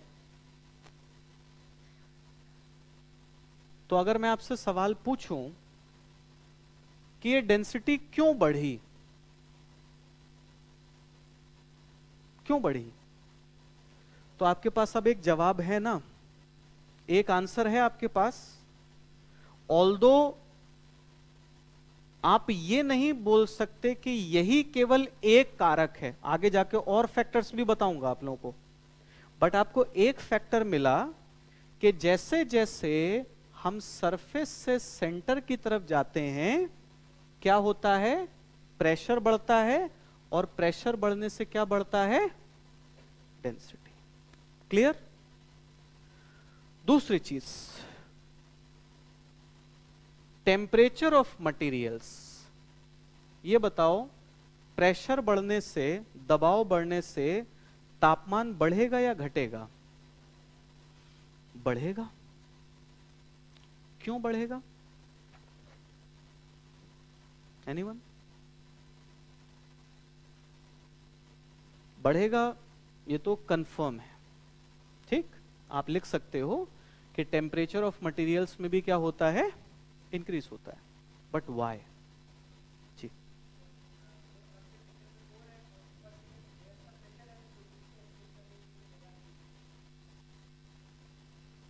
but the point is, what is the source of that heat?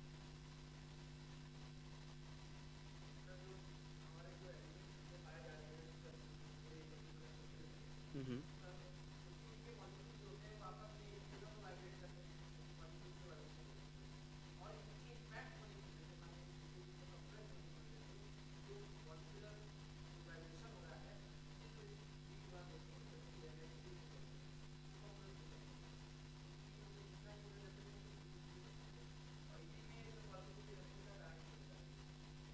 नहीं, वॉल्केनिक इरेक्शन वो डिफरेंट है, बट आपने जो बोला वो एकदम 90% एकदम एक्यूरेट है। ये देखो, मैं बहुत चीज़ों को साइंटिफिक और बहुत साइंस नहीं बनाना चाह रहा हूँ, एक सीधी सी चीज़ बताता हूँ। ये मान लीजिए 2 मार्कर्स जो है हमारे, ये 2 मॉलिक्यूल्स हैं। आप लोगों ने विज्ञान में इतना तो पढ़ा होगा ना कि सॉलिड के अंदर, ठोस के अंदर मॉलिक्यूल्स स्टैटिक होते हैं, स्थिर होते हैं, इतना तो पढ़ते हैं हम लोग, है ना। लेकिन जिस चीज को हम स्टैटिक बोलते हैं ना, स्थिर, वो एक्चुअली स्थिर होते नहीं हैं, बल्कि मॉलिक्यूल अपनी ही जगह पर इस तरीके से वाइब्रेट करता है। And vibration is a type of movement in which there is no displacement. कंपन एक ऐसा संचलन है जिसमें विस्थापन नहीं है। जैसे आप सोचो, अभी मैं यहां खड़ा हूं, ठीक, मैं एक कदम इधर गया, फिर एक कदम इधर आ गया, तो जहां था वहीं आ गया ना, मूवमेंट हुआ बट विस्थापन नहीं हुआ। तो जितने भी मॉलिक्यूल्स हैं वो क्या करते हैं, वाइब्रेट। अब सुनो आगे की कहानी। अभी तो ये दूर दूर हैं, दूर है ना, तो वाइब्रेट कर रहे हैं, कोई दिक्कत नहीं है।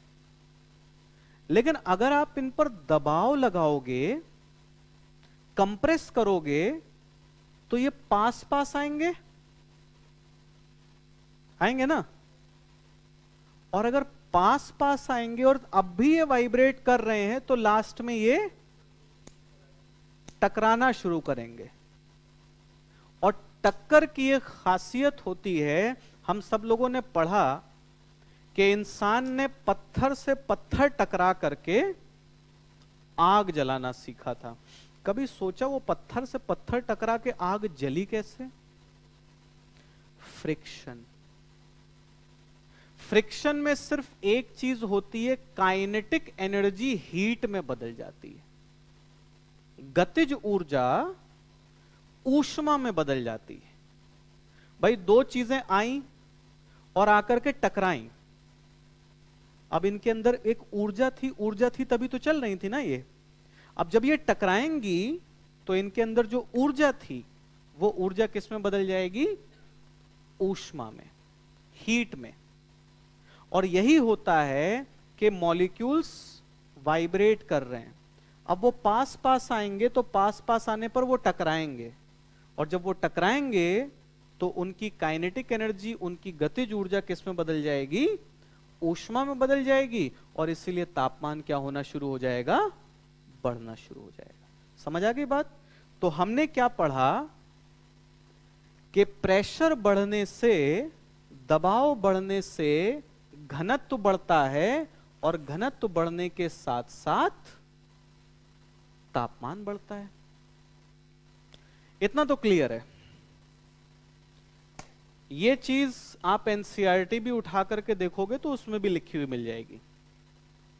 बट अब यहां पर एक सवाल है, और वो सवाल बहुत इंपॉर्टेंट है। कोई आपसे एक चीज पूछेगा, सवाल बेसिकली ये होगा कि हमारी जो पृथ्वी है और पृथ्वी का जो सेंटर है, केंद्र, इस सेंटर में तापमान अगर मैं आपको बताऊं कितना है, तो टेम्परेचर कितना है यहां पर? 6000 डिग्री सेंटीग्रेड। ये टेम्परेचर पता है किसके बराबर है? ये टेम्परेचर बराबर है सूरज की जो आउटर सरफेस है ना, बाहरी सतह, उसका भी टेम्परेचर इतना ही है। I am not talking about atmosphere. Atmosphere का टेम्परेचर सूर्य का ज्यादा है, लेकिन जो सरफेस है उसका तापमान इतना ही है। तो हम मान सकते हैं कि ये तापमान बहुत ज्यादा है, मान सकते हो ना? इतने ज्यादा तापमान पर जो अंदर के मटेरियल्स हैं वो क्या हो जाने चाहिए थे? मेल्ट हो जाने चाहिए थे, पिघल जाने चाहिए थे।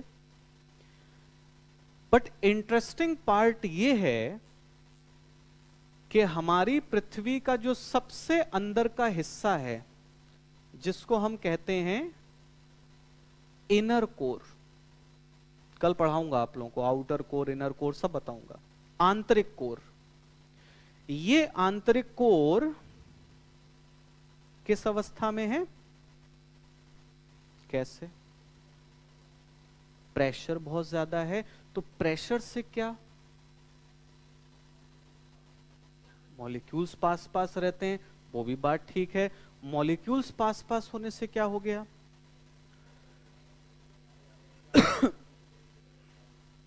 आप एक सीधी चीज बोलिए कि जब हम प्रेशर बढ़ाते हैं, मॉलिक्यूल्स पास पास आते हैं, तो उनका मेल्टिंग पॉइंट, उनका गलनांक बिंदु बढ़ जाता है।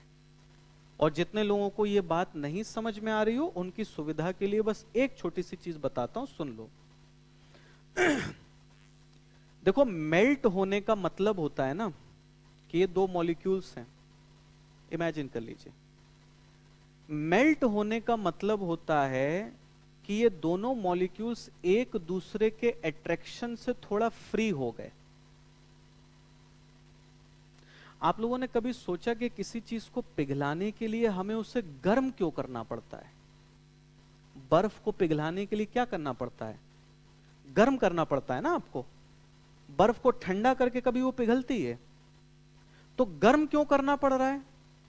वो इसलिए क्योंकि बर्फ के अंदर पानी के जो मॉलिक्यूल्स होते हैं ना, वो एक दूसरे को पकड़ के रखते हैं, बांध के। उसको बोलते हैं इंटरमॉलिक्यूलर बॉन्ड्स, बंद हैं। हाँ, वो जोड़ के रखे हुए हैं। अब अगर इन्हें फ्री करना है तो क्या करना पड़ेगा? वो बॉन्ड तोड़ना पड़ेगा। और बॉन्ड तोड़ने के लिए क्या करना पड़ेगा? एनर्जी देनी पड़ेगी। तभी जब आप गर्म करते हो ना बर्फ को, तो तो वो जो बॉन्ड होते हैं, जो बंद होते हैं, वो टूट जाते हैं, और जब वो टूटते हैं तो मॉलिक्यूल्स क्या हो जाते हैं, फ्री। इसलिए देखते हो ना, बर्फ को आप एक जगह पर रखो तो वो बहती नहीं है, बर्फ रुकी रहेगी। क्यों? क्योंकि उसके अंदर मॉलिक्यूल्स कैसे हैं, स्टैटिक हैं। पानी बहता है क्योंकि मॉलिक्यूल्स थोड़े फ्री हैं। आई बात समझ? अब दो मॉलिक्यूल्स के बीच में अट्रैक्शन कितना होगा, आपने ये तो जान लिया, मॉलिक्यूल्स एक दूसरे से जुड़े होते हैं, बट कितनी ताकत से जुड़े होते हैं ये डिपेंड करता है उनके बीच की दूरी पर। ये दो मॉलिक्यूल्स अगर इतनी दूरी पर हैं तो जुड़े ये भी होंगे, लेकिन वीक फोर्स से आप आसानी से तोड़ सकते हो। जितना नजदीक आएंगे, जितना क्लोज आएंगे, इनके बीच का जुड़ाव उतना ही मजबूत होता जाएगा। ठीक है? और जितना जुड़ाव मजबूत होगा उतना ही इन्हें अलग करने के लिए आपको और ज्यादा ऊर्जा देनी पड़ेगी। तो प्रेशर बढ़ने से क्या होता है, मॉलिक्यूल्स क्लोज आते हैं, उनके बीच के बॉन्ड स्ट्रांग होते हैं, और बॉन्ड स्ट्रांग होते हैं तो मेल्टिंग पॉइंट क्या हो जाता है, बढ़ जाता है। तो एक चीज हम और लिखेंगे इफेक्ट में, नोट कर लीजिए आप लोग, मेल्टिंग पॉइंट ऑफ मटेरियल्स, पदार्थों का गलनांक बिंदु, ये भी क्या हो जाता है, बढ़ जाता है। ठीक है? तो आज की क्लास को यहीं पर रोकते हैं, तो कल फिर मैं आऊंगा और इसके आगे की चीजें हम लोग कंटिन्यू करेंगे। ठीक है? चलिए, थैंक यू सो मच इतना टाइम देने के लिए अपना।